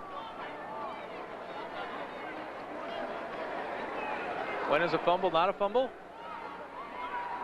Right here. He was definitely down. One knee was down.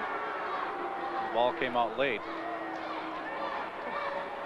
I see a flag on the field as well. I don't know what that is.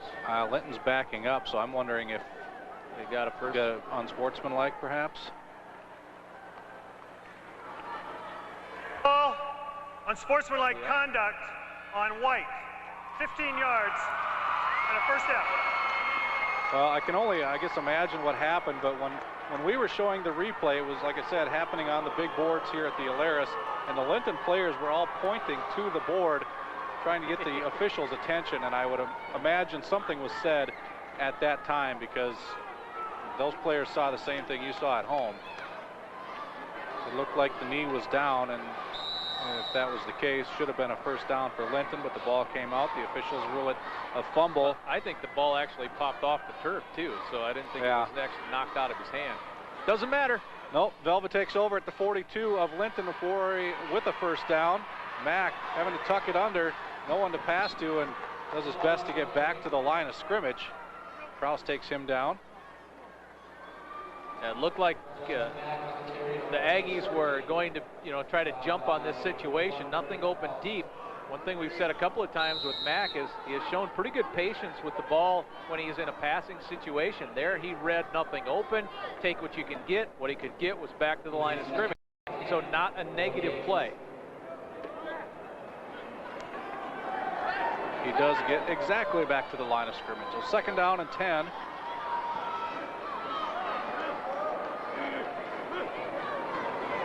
Hankey looking to pass, and nothing open. He gets the ball away. Well, they're going to throw a flag in there now. That's in holding range. So you could tell right off the bat that Hankey was looking to throw. Yep. It's one of the advantages of watching a game where we're watching it from as opposed to where the players are. Well, you can tell right away he's looking downfield. He's not looking to run. And a holding was the call in there somewhere. It'd be at 10 yards from where that flag is sitting. It's going to bring him back to about the 43, 44-yard line. Their own 43. Holding, number 61, blue, Still second down. You're not supposed to say the number out loud. That's about the only mistake Ben's made so far today, I think.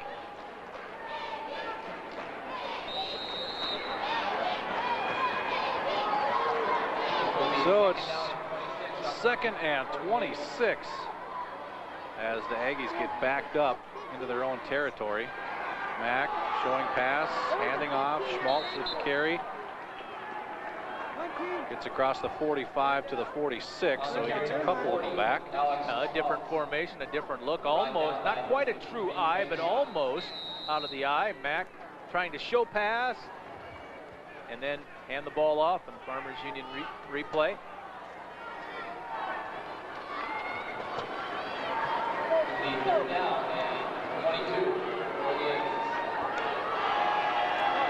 Third down and 22 now. They have to get to the 31 for a first down. Mack looking to pass, gets pressured and gets it off. Well, almost got it to Bauer. It's probably a best case scenario for Velva right there. But he didn't catch that. It was not designed to go to number 22, but he ended up having a chance to try and catch it. And you're right, that happened like almost 15 yards behind the line of scrimmage. Farmers Union Insurance replay. It was a 3rd and long play. Mack looking downfield, nothing there. Rolling, big pressure. And they tried to slide it over to Bauer. So Mack now instead will go back and punt formation, a 4th down.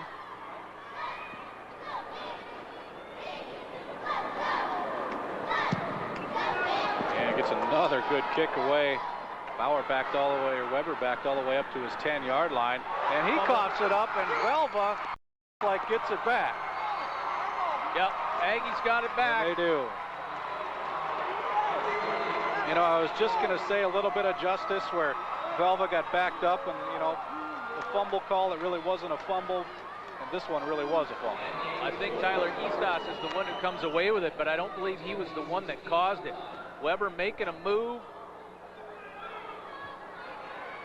And on top of the ball, that's a big, costly turnover. So now Velva has it again with a first down on Linton's 16-yard line, looking to add to a 19-0 lead.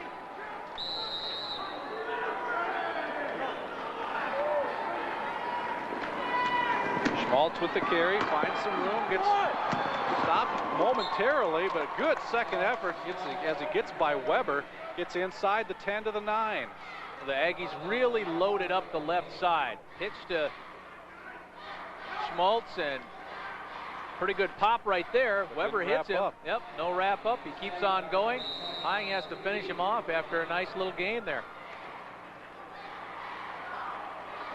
Some really different formations we've seen from Velva here in this 3rd quarter. Here's the same setup, but on the other side. And Schmaltz gets the toss on the other side, gets a first down to just about the 5-yard line. That'll set up a first down and goal.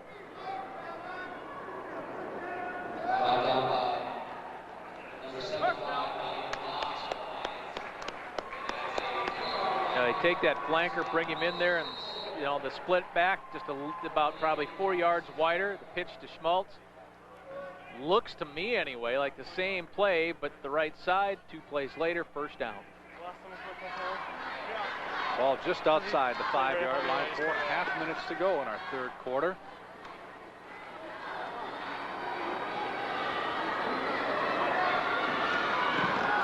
Bauer gets the handoff, and the whole pile stays right about the 5-yard line. No gain on that play.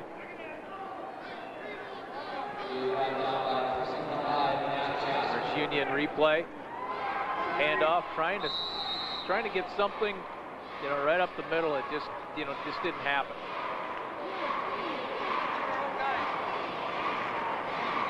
Which obviously means that the defensive line did a fine job there. Guys like Weber and Jasper and Bush. Especially from the nose. You got to figure that John Weber was the guy that kind of blew that play up more than anything else. 2nd and goal from the 6. Flag on the play. Schmaltz with the carry. And he gets knocked back, maybe a loss of 1 on that one. I'll say depending what the penalty is, you may be thinking about declining unless it's a 10-yarder or something. I decline it. Take the play. Take the penalty, you only gain about 2 yards, and you give them the down back. That's what Coach Lee says.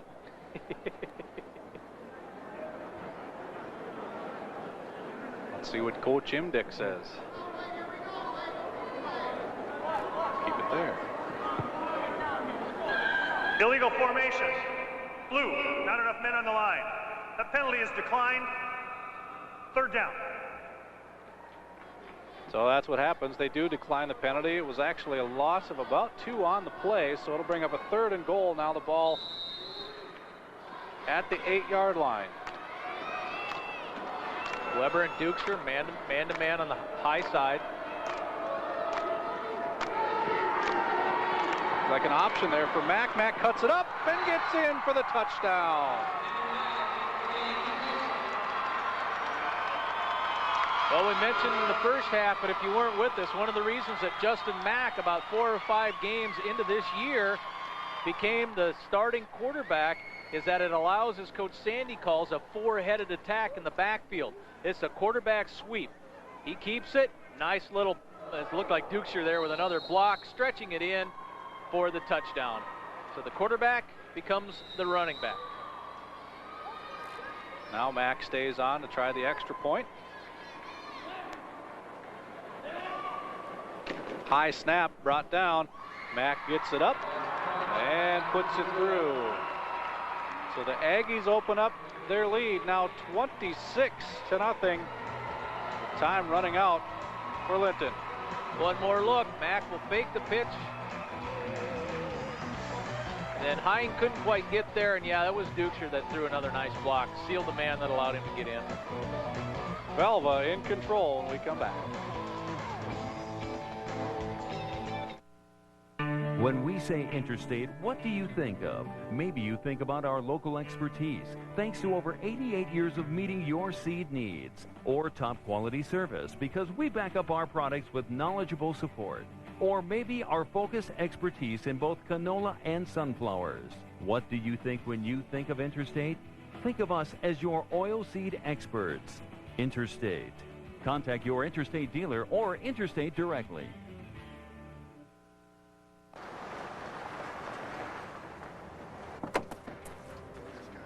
Jeez, that's a big truck. Yeah. I want to. What's with you and these pancakes? Hey, bro.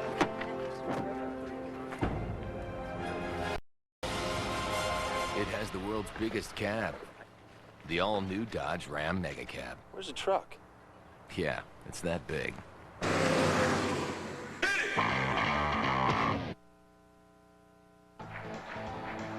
Well, everything going Velva's way in this game today. With 3:16 left to go in the third. 5-play, 16-yard scoring drive. Took over 2 minutes. Of course, set up by the fumble recovery off that punt. That's why that drive was only a 16-yarder. Mack with a line drive kick that goes 5-hole. And Kelch gets it, trying to find some room. Nothing doing. Well, by not fielding it cleanly for John in that particular case, the looked like the blocking was set up to come this way, and he took off the other way. And an injured Aggie on the field. Can't tell quite who that is.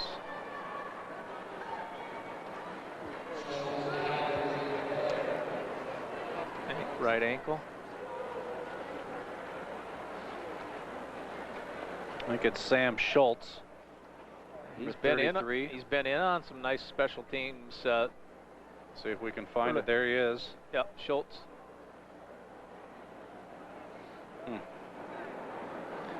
You never know with this turf. It doesn't always have to look like something bad happened. You know, with the field turf and the other things that are out there, earlier this year when the Sioux played Winona and the Bison played Northeastern, I came up just to watch the two because it worked out.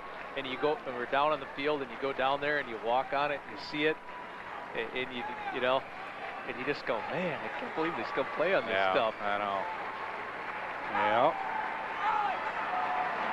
Well, hopefully it's nothing major as Schultz gets helped off the field. said didn't see anything in the replay, but he was stretching out though, and once you get kind of stretched, he was trying to go for the dive and all. Once you get your body, you know, which is out of whack, trying to do something that isn't normal, you just don't know what's going to happen. Well, Linton trying to get something going here now on offense. A couple fakes there and a completion over the middle. A big gain actually for Schneider, yeah. Kevin Schneider. His name yet today. It looked, they showed reverse. Farmers Union replay, faked the reverse, and then Schneider coming from the backside, got himself open deep. Mack over there, but a little too late. A big gain on that play to the 37-yard line and a first down for Linton. Schneider's caught the ball this year. They've been big plays. He's averaging 29 yards a catch. 6 catches, 177 yards coming in. It's time to hand off to Mock. He kind of jukes and jives and dances his way across the 45 to the 47, a gain of about 9. Ran out of his shoe. Farmers Union replay. Which one's juke, Scott, and which one's jive? Which one was that? That looked like a juke. That's the jive right there, back to the left.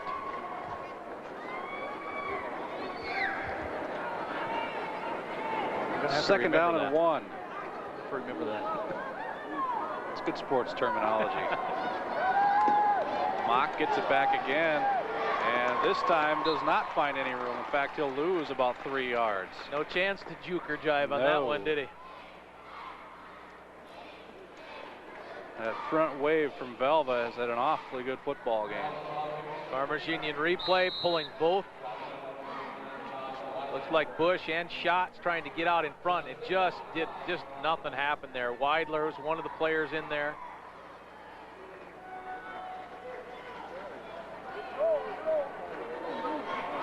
Third down and 5. Harrington looking to pass. And he's got Weber, who does come down with it. A completed pass across midfield to the 41-yard line and a first down. Well, it's one of those type of pass plays where Burrington has options. Rolling near side, there's guys in the flat shorter, and Weber was open deep. It almost hung up there enough for Mack to get over there, but not in time before the catch. Effective. I wasn't sure. I saw the ball kind of rolling out of his hands when he was on the turf. What are you saying? Well, Precedent has been established earlier in this game. I didn't know if Mack got there in time, if they'd call it a completed pass. Or a fumble? Or, is that what you're... Well, I didn't know if it was going to be complete. Oh, okay. Kelsch on the reverse, has a lot of room around the left. It's a race. Kelsch gets taken out. Wow! A big gain, and he pops back up, though, and goes to the sideline. Yeah, both players will be happy with this one. Kelsch from having the opportunity to rip off a big run, and then Mack from finishing on a big tackle. Mack sells out for the tackle. You'll likely hear it from the crowd here because they're watching at the same time you are at home. Here comes Mack, number 23. Wow, that's a great hit, but a big gain for Linton down to the 20-yard line. So this is the deepest they've been so far in Velva territory. Another look. Full speed. Oh, full speed makes it look worse. Or better. Depending on what side you're on.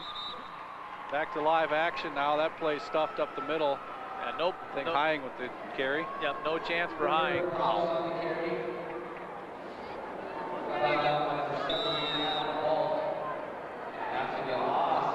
Still smiling. I like it.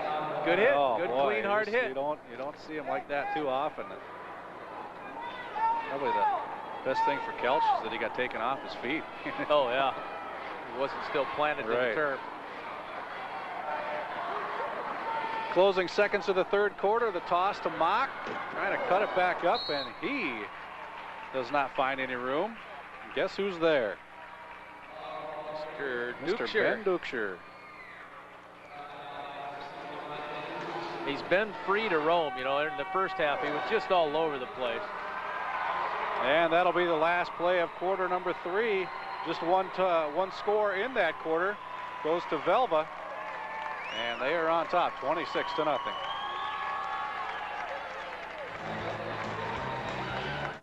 One stop does it all at the Senex convenience store in Velva. Enjoy delicious food items, dine in or take out. There's a variety of movie titles for rent on both tape and DVD. And of course, hot coffee, cold pop, and a multitude of snack and convenience items you can pick up. Even books and magazines, along with a variety of nice souvenir items. For friendly service and most anything you need, whether you live in Velva or just passing through, fill up and save at the Senex convenience store, Highway 52 in Velva. The People's State Bank of Velva, here since 1915 and proud to serve the Velva area with complete banking services. Let People's State Bank assist you with farm operating loans, real estate loans for that dream home, or personal loans for most anything you're looking forward to. Don't forget about our convenient drive-up banking as well, and a full complement of other banking services that make your life easier. Helping build a better community. That's the mission of the People's State Bank of Velva, serving the area since 1915.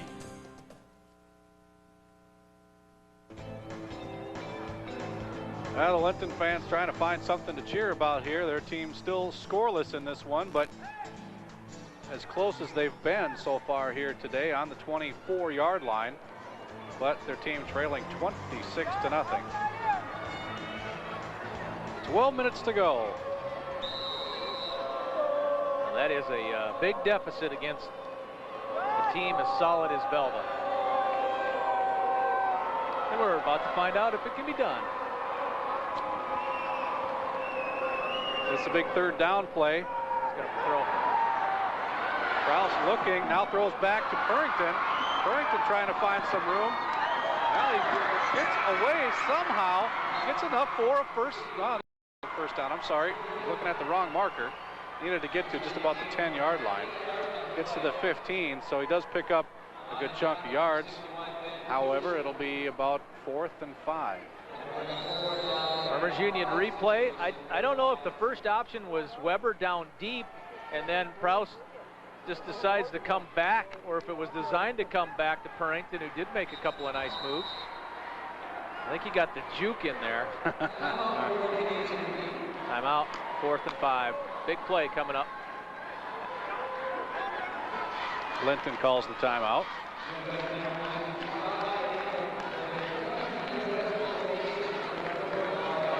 Get a good look at Justin Purrington.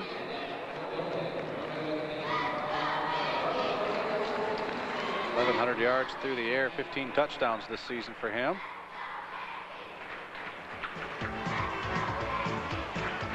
Hey, it's back. It's time once again. Farmers Union Insurance Fan Cam. Farmers Union Insurance, proud supporting sponsor of the North Dakota High School Activities Association. And following this game, Lee and I will select North Dakota Farmers Union Insurance Player of the Game. And we will seamlessly go into our next game, the AA Championship, or 2A. AA, the case may be. Is that what it is? I like AA. Okay. Let's see, your Minnesota goes 1A, 2A, 9A, 25A. Too many classes. It's only 5. Too many. We got a lot of classes. Is it only 5 now?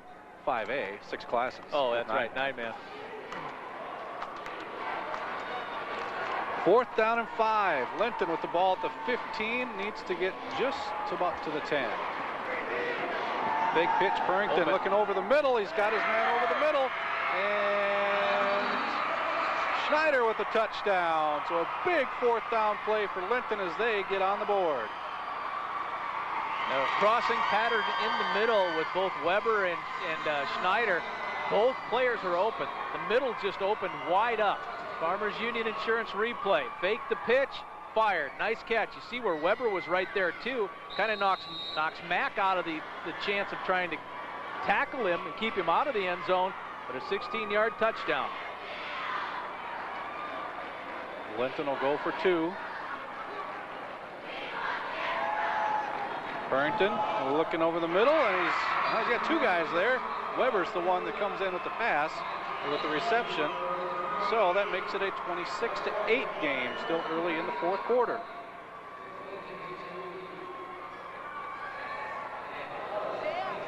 Another look here at the touchdown. Well, this should be a pretty good angle to to see the middle just get wide open. Purrington fires, nice catch.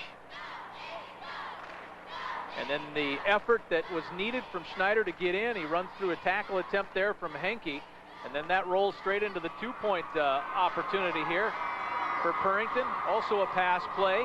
And number 84 is the one who's going to get open. Purrington sets himself real nice and just guns. Pretty nice fire, and they were both right there again, wasn't it? That's Schneider right behind him. Maybe that's the key, have those two guys within 3 yards of each other. Well, if you're Linton here, do you have a choice besides the onside kick? Need the ball. I guess, you know, I can see it going either way, whether you try it or not. Velva is ready for it. And the Aggies offense has not, you know, been rolling as much in this second half as it did in the first half, so. And it's kind of a, it's a try. That's an onside. Onside kick, and Bauer's on there to cover. Right at midfield, so that's where Velva will take over. And the Aggies will start first and 10. 9 plays, 86 yards.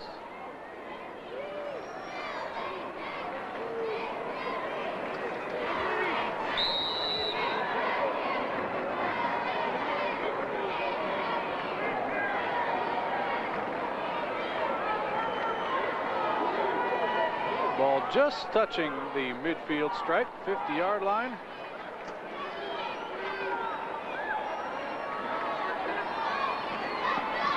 And Schmaltz gets the carry, finds a little room, picks up 4 to the 46. Another player we have not seen so far today. Schmaltz coming in motion, stopping and becoming his own little counter back to the wide side. You see the two guys, Long and Dukes, are pulling, trying to get in front of him. Gaining about 4. By the way, Sam Schultz, the player carried off the field, is holding his helmet, limping up and down the sideline right now, number 33, but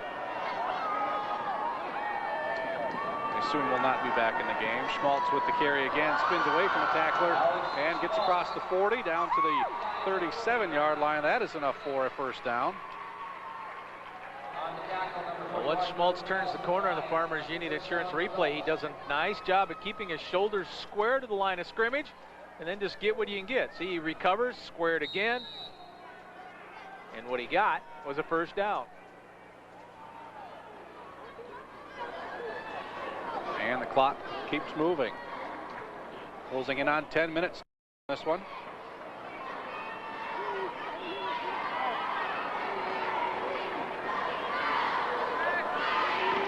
Henke in motion, the fake toss to him. Mack keeps it, maybe picks up a yard. Similar style play in which Mack scored the last touchdown for his team. Kind of a quarterback sweep.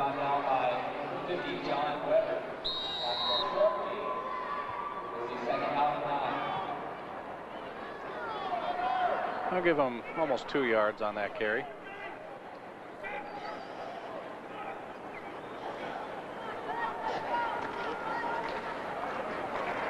Would it be like a yard and a half? Probably. Of course, now we're crossing up games already. Yeah. Whoa, Schmaltz gets stopped. The flag comes in. Yeah, it was John Weber shot through there and basically hit Schmaltz with his back. And then a flag came in after that. So not only did he make the play, he was held on the play and still made the play.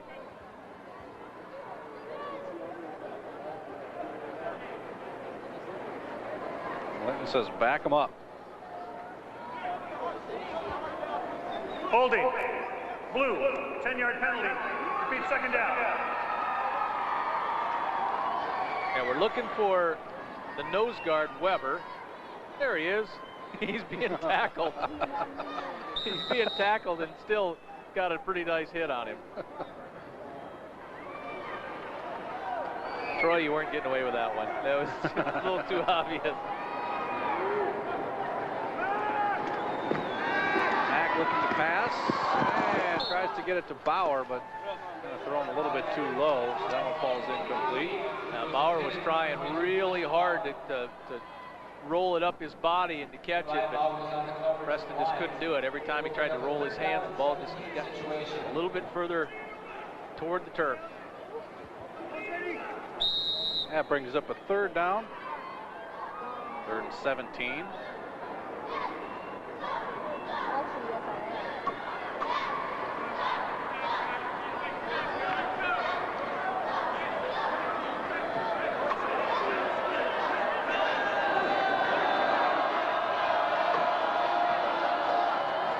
Motion, couple fakes, and Mack goes down under the pressure.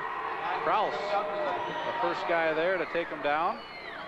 Well, in the first half, Linton's quarterback Purrington had no chance to let the play develop. Well, this is a situation where this is on the other foot, though. Mack looking, and he couldn't, you know, hang around long enough to let his pass receiver spot an open spot downfield. So that was that nice pressure there, as Scott mentioned, from Prouse that disrupted that passing attempt. Mack back in punt formation on a 4th down. This one an end over end kick that bounces at the 15. Kelsch takes it. It's up to the 20. Another flag comes in. Likely negate a good chunk of that return. Yeah, there's either a block in the back or a block down low. You can't hit below the waist and on those special teams plays. That was a good rule when they put that one in.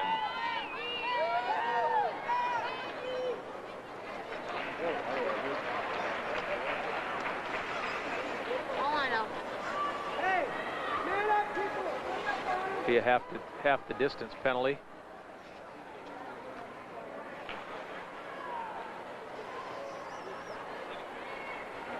No, it's not. They did take it 15. Looked like that was on Dick, number 19. That brings Linton all the way back to its 4-yard line. Down by 18 with only 8 minutes to go in this one.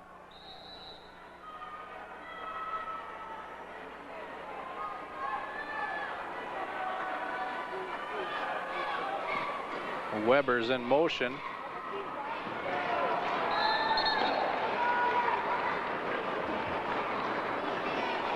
And Hine gets the carry across the 10-yard line.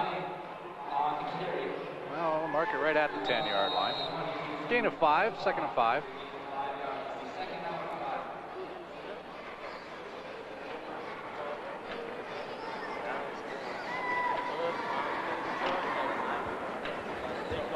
From where that camera is up between the goalposts, it's a neat place to watch a game from up there, because all the passing angles and the blocking schemes, they just come out, open up in front of you.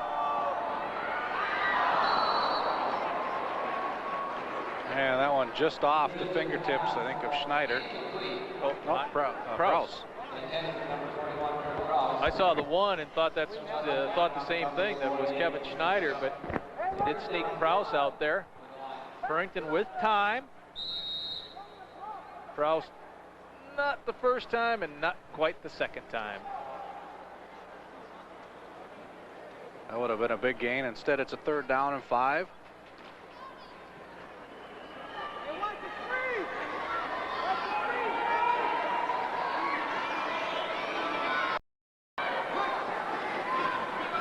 Purrington back to Pat. Oh, handed it off, I guess. I was faked out by that, and it did not work out. It certainly didn't fake out the Aggies, as Dukeshire was one of many around the football. Escabel was there as well, and it'll force a 4th down situation. Hine with the carry. Be a 4th down and 8 yards. Ball resting on the 7-yard line now. I guess Dukeshire was a little late there. It was definitely Escabel right on it. A knuckleball punt. Flag on the play. Schmaltz. Uh-oh. I think this is going to come back, though. Schmaltz taken out at 20. A couple of nice blocks in there. Took just a little bit too long to get to the corner. Zach Long, number 60, was late getting onto the field on that play, and I have a feeling that's where the penalty comes in.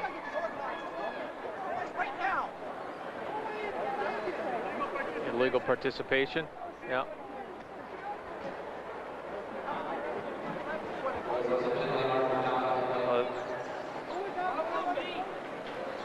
First down, isn't it? Or not? I think it's a first down. That's what Linton is indicating.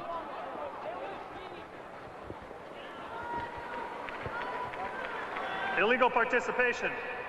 Blue, 12 men on the field. 15-yard penalty and a first down. There you go. So instead of Velva ball at the 20, Linton retains possession. Picks up a few yards and a first down there at the 22. However, time not on their side. Less than 7 minutes to go in this one.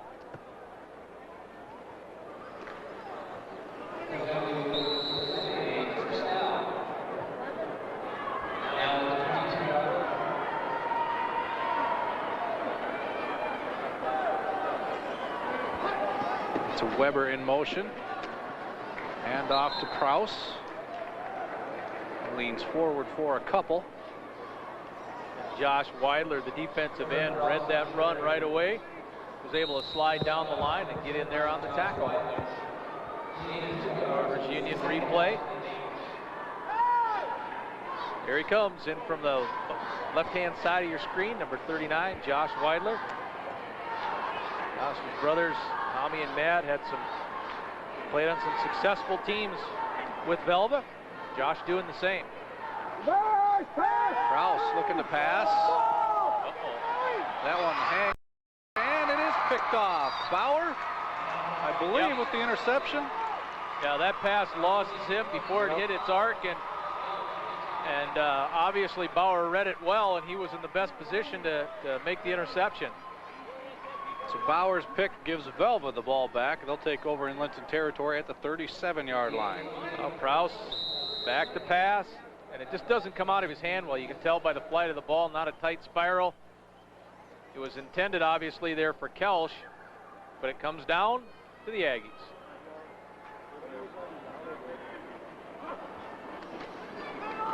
Schmaltz in motion, but it's the guy with the pick who gets the call. Bauer with a big gain of about 12 yards down to the 25-yard line. And a first down for Velva. Nice seal. Escabel had a block in there.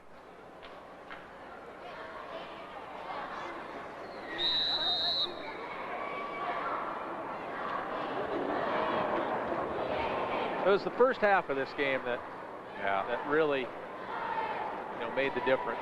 You never had the feeling in the second half that Linton was going to mount a comeback. Their touchdown came in the fourth quarter. Schmaltz with the carry. And he gets stood up. And the touchdown came after the 26 points were already on the board. Yeah. Alex Schmaltz on that carry.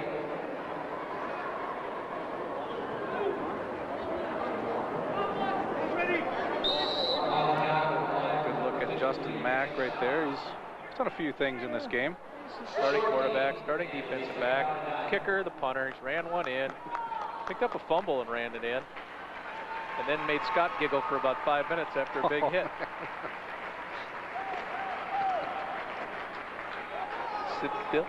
Still is, aren't you, Scott? That was, like that one, didn't you? I haven't seen one like that in quite a while.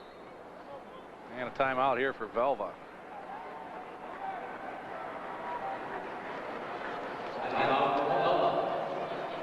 We will take a break as well with 4:46 to go. Velva still in control of this one. I got to get up early, I got to be on time. If you believe in getting the job done right, you're a Ford kind of guy. It's Truck Month. We challenge you to find a better truck than Ford F-150, the #1 full size for 29 years. This is flat out the strongest truck out there. End of story.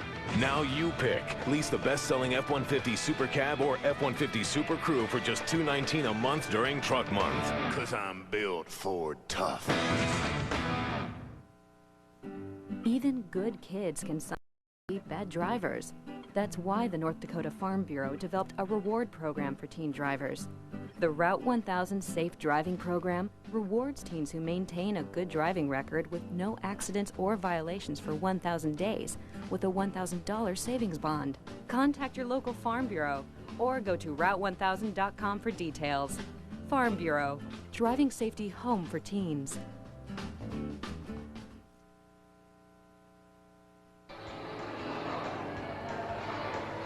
After the timeout, Velva will have a 2nd down and 9 from the 24-yard line.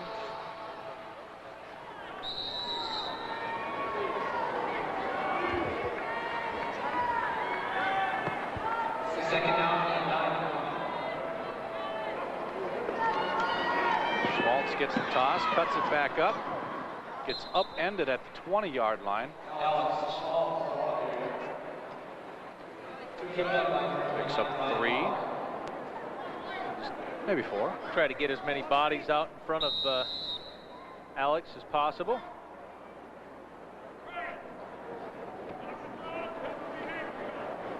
Third and 5. See Eric Henke on the sideline here with his helmet off. May have, looks like he's been dinged up a little bit. Can't tell what's wrong, but he's kind of catching his breath on the sideline. Mack back to pass, now hands it off to Schmaltz, who gets across the 15 and a 1st down near the 10-yard line to the 11. Well, off the draw, Alex Schmaltz, who's been the best runner in this game for Velva, follows that big open. I mean, the hole is just wide open again. You just the more you watch Velva, the more you're impressed with the the teaching and the learning done by that offensive line.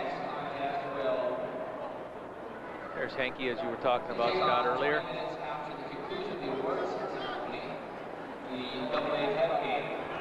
There, he kind of looks like he's trying to catch back up with himself, doesn't he? Yep. 1st down and 10.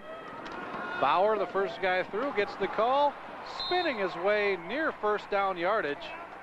Down to the 3, he's going to be about a yard short.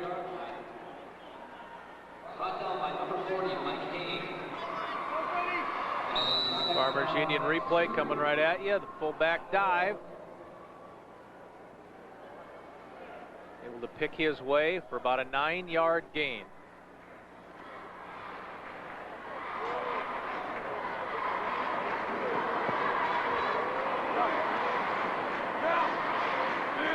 Second and 1 from the 3.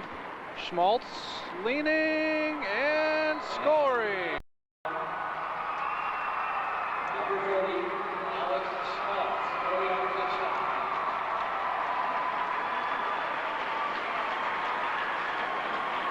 Well, you knew that Velva was going to run the ball every time they got it back, so this is definitely a touchdown that belongs to the guys up front.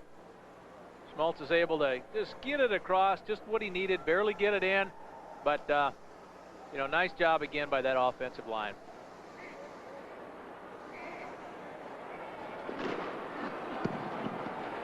And with 2:53 to go, Velva puts an exclamation point on this one.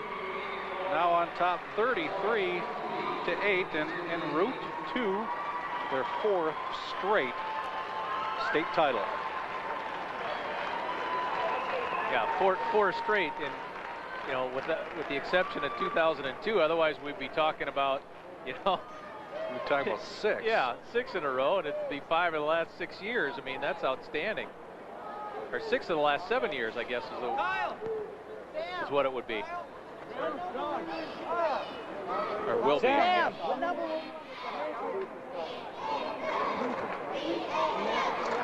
Oh my God, dude. And I'm looking back, you have to go to 1977. Check that, 75. Fargo Shanley won its 4th straight. And they ended up going on to win 6 straight. That's the last team that has won as many consecutive titles as Velva. We'll have one here. I mean, that's something to putting that in perspective. As you see Schultz's iced ankle. I mean, that's when people talk about great football eras in North Dakota. Sid Sitchie and that group comes up. I mean, you're staring at the same thing right now in Class A. Yeah, this will be 6 out of 7 years. Little squib kick. Linton having some trouble. Now Weber finally gets it, but again, he's got nowhere to go, and that's pretty much been the story of this game for Linton. Guy who kicked it made the tackle. Mr. Mack. Yeah, when you think about the dominance of this program, Shanley's the only one that really you can compare it to. I mean, that's going back some 30 years. As we've seen a program and with the style of team and the type of athletes that Velva has had in this run as well, the extra class or the 3rd class of, or however you want to look at it, when they went to 4 classes, it just fit this program at the perfect spot at the perfect time.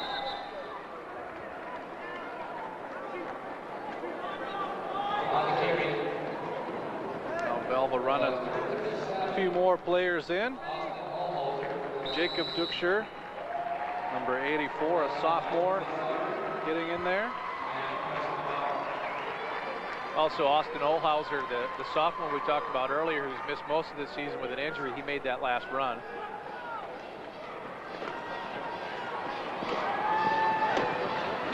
Danny Imdick's quarterback. Carry by Olhauser again, near first down yardage to the 28. Mack coming out of the game. Brian Knorr, a junior, taking his spot. Also Schmaltz coming out of the game.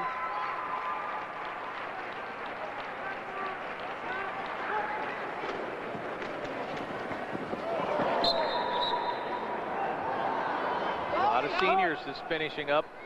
Drew Mock upended. Their last game for both teams, obviously, but for Velva, I mean, just think of the success that they've been able to have. As even scout team players a couple of years ago, helping your team win a state title and knowing that you're going to get your chance to do the same thing and have it happen. Another big hit there. I didn't see who supplied that. Didn't have a chance to see it here on the Farmers Union Insurance replay. Yep, 28. That's Michael Wiest with a big hit. Give me D-line right here. Give me D-line right here. Two ends. Now the Aggies took control of this game the first couple quarters.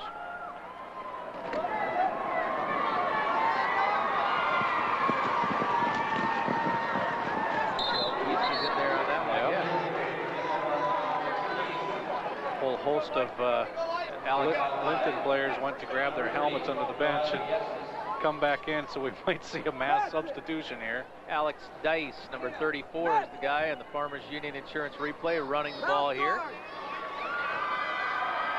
Wiest in there making the tackle.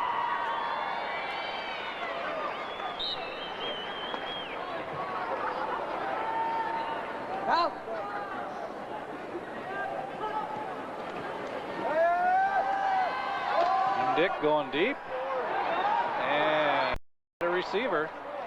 Terrence Better.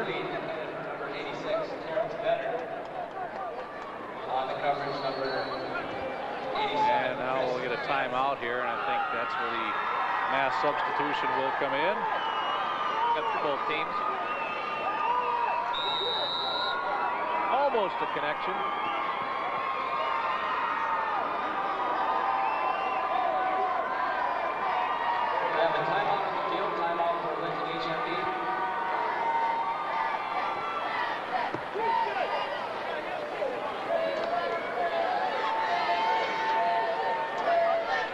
Convincing effort here by the Velva Aggies.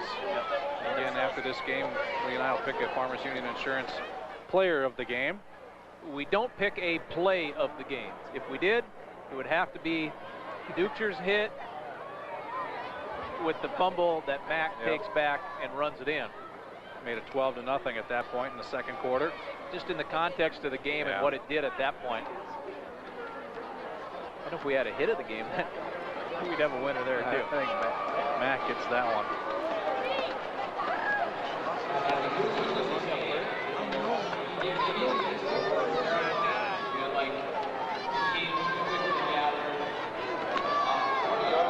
Members of Dickinson Trinity standing by, so is Watford City for our next championship game, which will come following this one. What a rivalry that is. Yeah. And to play for the title makes it even that much better. Flag comes in. After the big pickup there, Jared Jacob, the freshman, with the carry.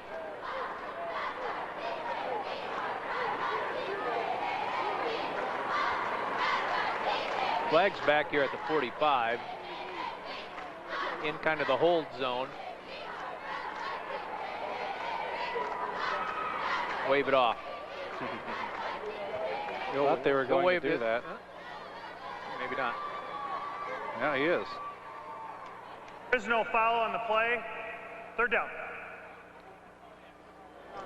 There's no foul because there's 25 seconds left in a 25-point game. Because it's in the no harm rule.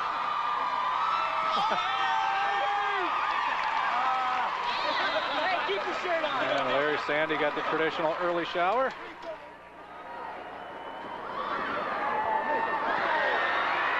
We don't know who that is. I don't think. More flags come in. Well, because number 12 is Purrington. Yeah, there's a Brady Weber that could be Brady. Freshman. He was crossed out on my roster, but we're assuming that's who that is. More flags come in, so that we still will have another play.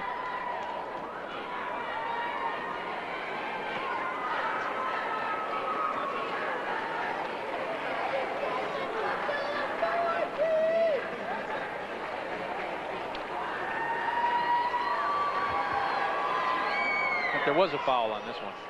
That was a face mask. Got to call those. Personal foul. Face mask. Blue. First down.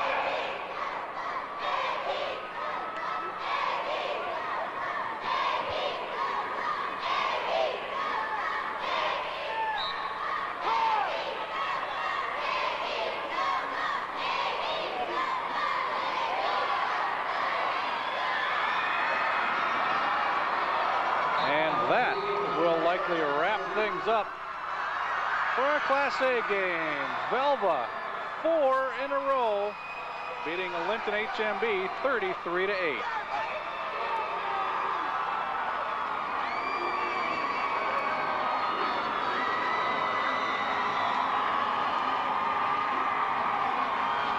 Yep, the program just keeps chugging along.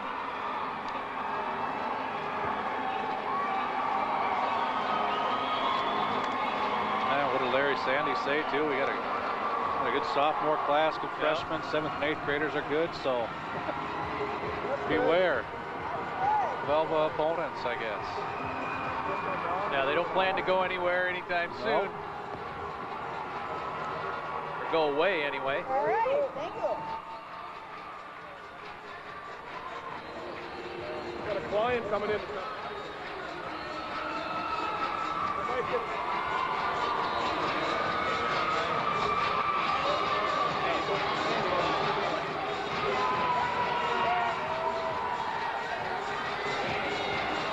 John Cole, take it away. Justin Mack, how does this feel? 4 in a row. Feels great. Get bragging rights now in town. No one else got it. We did. It's great. How was this club able to pull this thing off? We've just been together so long. We've been through here so many times. We just knew we had to come out, execute, and get it done. We did.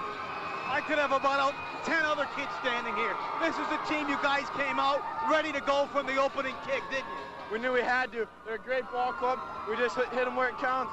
Kept the inside hard, and hopefully the pass didn't beat us. Tell me about Dukesh's hit. You picked up the ball. I just seen him hitting it. Then the balls bounced around, so I'm like, yo, I'm going for the pickup. I'm going for the touchdown. You know, there's a lot of thinking around the state. You might be down this year. I guess not, huh? Never down. We come back every year. We got such a great program. The kids got extra games every year with playoffs and stuff. We've been there for like 6 regular seasons. I mean, it doesn't hurt when you play 48 games in 4 years. And your class put the stamp on it. Yeah, we did. It was great. It's a great feeling. Thank you very much. Go enjoy your teammates. Thank you. All right, over to you.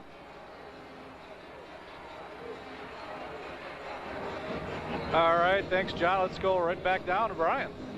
All right, thanks a lot, guys. I'm joined by Brian Mock from Linton HMB. And Brian, you know, just a couple of bad breaks there in the first half, and all of a sudden you guys found yourself in a hole a little bit. Yeah, we just got to get that momentum, keep going with it. We lost it, and we just fell apart there. Just got to keep going with that momentum. You know, and although you guys were in a hole down 19-0 in the first half, you guys really made a spirited effort there in the third quarter and almost got back into it, didn't you? Yeah, our traditions keep playing, play hard, you know, never give up. So just never give up and always see what happens. All right, and you certainly can't be too disappointed, obviously, with today's finish, but the way you guys battled back, down at home in the first round of the playoffs, second round of the playoffs, and all of a sudden you find yourself in this championship game, a pretty good way for you and the other seniors to go out. Yeah, we never thought we'd get here, but I mean, we just played our hearts out. We got to play every game the way it's like your last game, so we just played hard. All right, well, congratulations on a great season, and good luck in the future. Thanks. All right, guys, back upstairs to you. All right, thanks, Brian. We'll take a quick break, and we'll be back at the Alaris for the awards presentation. One stop does it all at the Senex convenience store in Velva. Enjoy delicious food items, dine in or take out. There's a variety of movie titles for rent on both tape and DVD. And of course, hot coffee, cold pop, and a multitude of snack and convenience items you can pick up. Even books and magazines, along with a variety of nice souvenir items. For friendly service and most anything you need, whether you live in Velva or just passing through, fill up and save at the Senex convenience store, Highway 52 in Velva. The People's State Bank of Velva, here since 1915 and proud to serve the Velva area with complete banking services. Let People's State Bank assist you with farm operating loans, real estate loans for that dream home, or personal loans for most anything you're looking forward to. Don't forget about our convenient drive-up banking as well, and a full complement of other banking services that make your life easier. Helping build a better community. That's the mission of the People's State Bank of Velva, serving the area since 1915.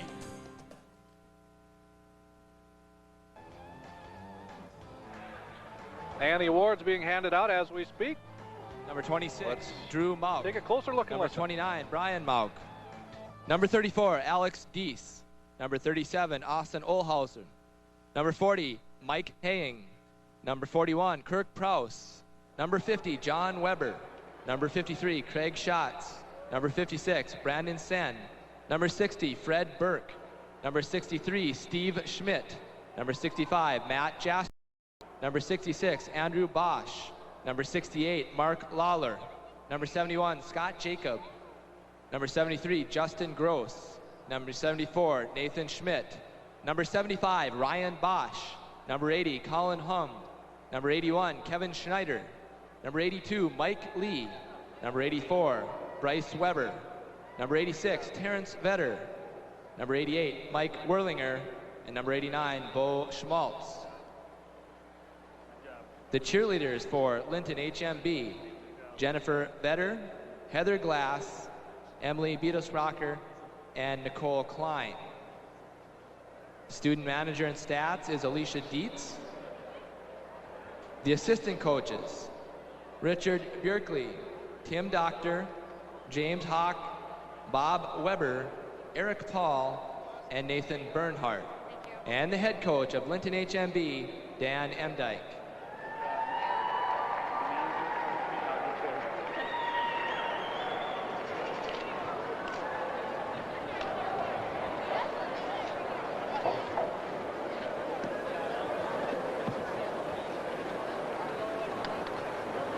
And now for the Velva Aggies.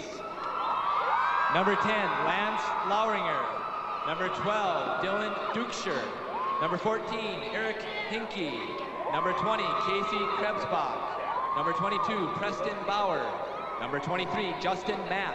Number 24, Zach Wiest. Number 25, Kyle Kuntz. Number 27, Quad Dagenston.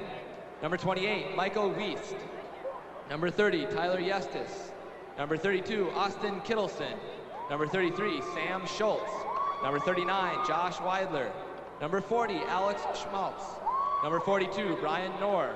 Number 48, Craig Lowan. Number 50, Aaron Esquinbell. Number 52, Cody Sauter. Number 55, Ethan Mattingly. Number 56, Alex Balk. Number 58, Levi Anderson. Number 60, Zach Long. Number 61, Ben Dukeshire. Number 62, Wakely Pister. Number 63, Kelvin Light. Number 67, Brady Keller. Number 68, Michael Mart. Number 70, Scott Klein. Number 72, Bo Feist. Number 73, Daniel Knutson. Number 75, Troy Jesperson. Number 76, William Osborne. Number 78, Adam Bulk. Number 81, Taylor Bauer. Number 84, Jacob Dukeshire. And number 87, Chris Madsen. The Aggie cheerleaders: Olivia Keller, Brianne Kramer, Angela Finiseth, Camilla Keller, Addie Weeks, Karen Warden, Michaela Letvin, Tessa Tilhey, and Holly Mart. Student managers: Caitlin Sandy, Michael Tingstead, Chris Peterson, Brady Engelbretson. Statisticians: Josh Sandy, Jessica Selsler, Delana Hill. Assistant coaches: Mike Tingstead, Tanner Vicks, Steve Dangel, and the head coach of Velva, Larry Sandy.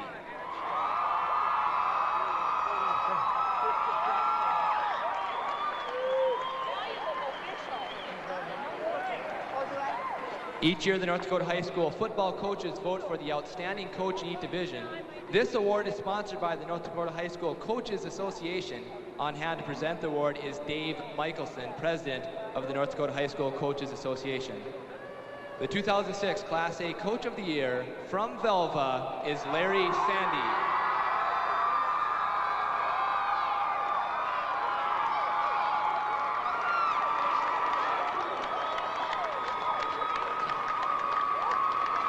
And now if we could have the senior athletes of the years please come forward.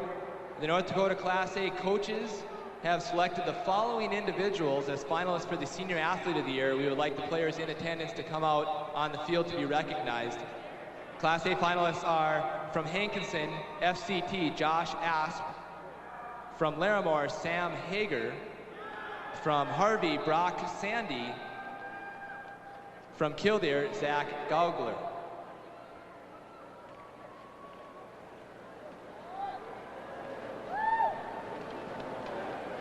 And the Class A Senior Athlete of the Year in Class A by coaches is Brock Sandy from Harvey.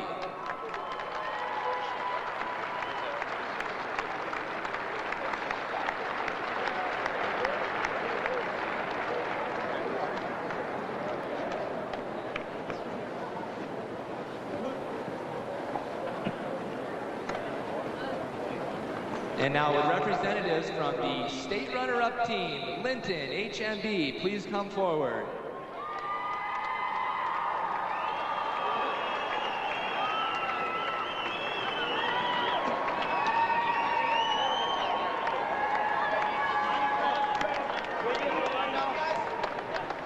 And representatives from your 2006 Dakota Bowl, North Dakota Class A champions, the Velva Aggies.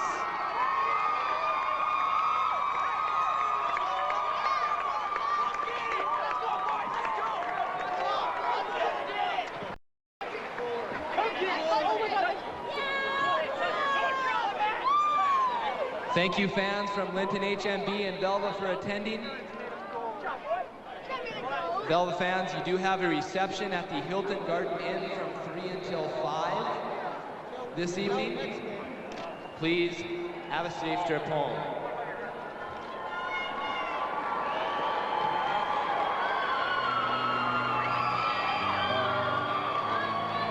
And more hardware once again to be handed out. Lee and I. When we say Interstate, what do you think of? Maybe you think about our local expertise, thanks to over 88 years of meeting your seed needs. Or top quality service, because we back up our products with knowledgeable support. Or maybe our focused expertise in both canola and sunflowers. What do you think when you think of Interstate? Think of us as your oilseed experts. Interstate. Contact your Interstate dealer or Interstate directly. Standing together, our hopes and our dreams. Bright skies or darkest weather, a test of the team. Farmers Union Insurance introduces a new program to meet the changing demands of farming. Our all-new Farm and Ranch policy allows greater flexibility to reflect and protect your specific operation. Talk to your agent today. Never alone.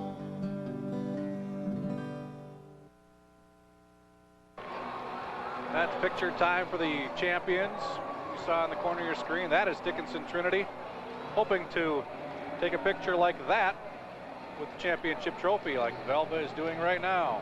Boy, the Aggies just came out in that first half, built a 19-0 lead, and never looked back, built it all the way up to 26 zip before Linton HMB was able to get on the board. Well, there's more hardware to be handed out. Like I was saying earlier, Lee and I will return with the North Dakota Farmers Union Player of the Game right after this. Business vitality and local economies strengthen North Dakota with jobs and services. That's why Farmers Union Insurance works to protect businesses, large and small, from coverage for buildings and production areas, to retail stores and repair shops, to churches, municipalities, and community support services. Farmers Union Insurance will customize an insurance plan to help protect your business. Farmers Union Insurance, supporting the North Dakota economy. The North Dakota Farmers Union Insurance Player of the Game is Justin Mack. He'll receive a certificate and a donation to Velva on his behalf from North Dakota Farmers Union Insurance. Well, Mack was all over the place on both sides of the ball. Here he takes advantage of a nice play from Ben Dukeshire. It pops up to Justin, number 23, and he takes it 57 yards for a touchdown. That was the second play in the first play of the second quarter. So Mack scored a defensive touchdown. He ran in a touchdown. He threw a touchdown. He kicked extra points, and he came up with this, the play that Scott likes more than any other. Don't get tired of seeing this.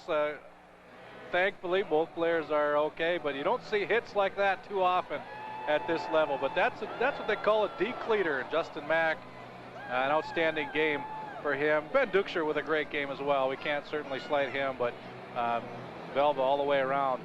An outstanding effort. Congratulations to Justin and the Velva Aggies on their 4th consecutive state championship. We'll be back with more from the Alaris after this.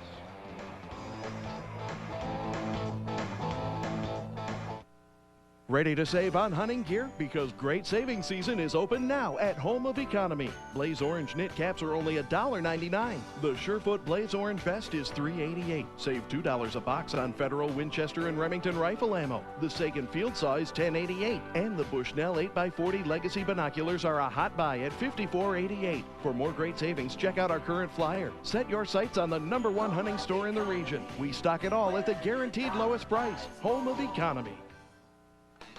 Proceed. Great seed at a reasonable price. In the last 5 years, all Proceed products have consistently rated in the top 25% of university trials.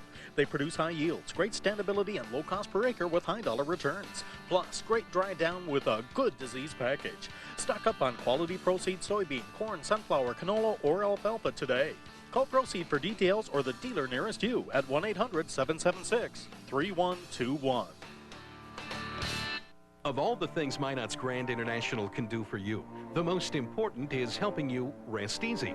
Newly remodeled rooms featuring comfortable memory foam mattresses lull you into a restful night's sleep. King Suites with LCD TVs provide all the comforts of home. Fine meals, a Sunday buffet, entertainment and recreation round out an enjoyable, completely restful stay. When all the world is buzzing around you, take comfort at Minot's Grand International, where the rest is easy. Helpful. like when Grandma takes the kids. Helpful, like those guys who get cats out of trees. Helpful, like a stranger with jumper cables. Helpful, like a neighbor who fills your gas tank. You can depend on Cenex, offering 5 convenience store locations in Minot with fuel and convenience items. Cenex, the one-stop everything you need.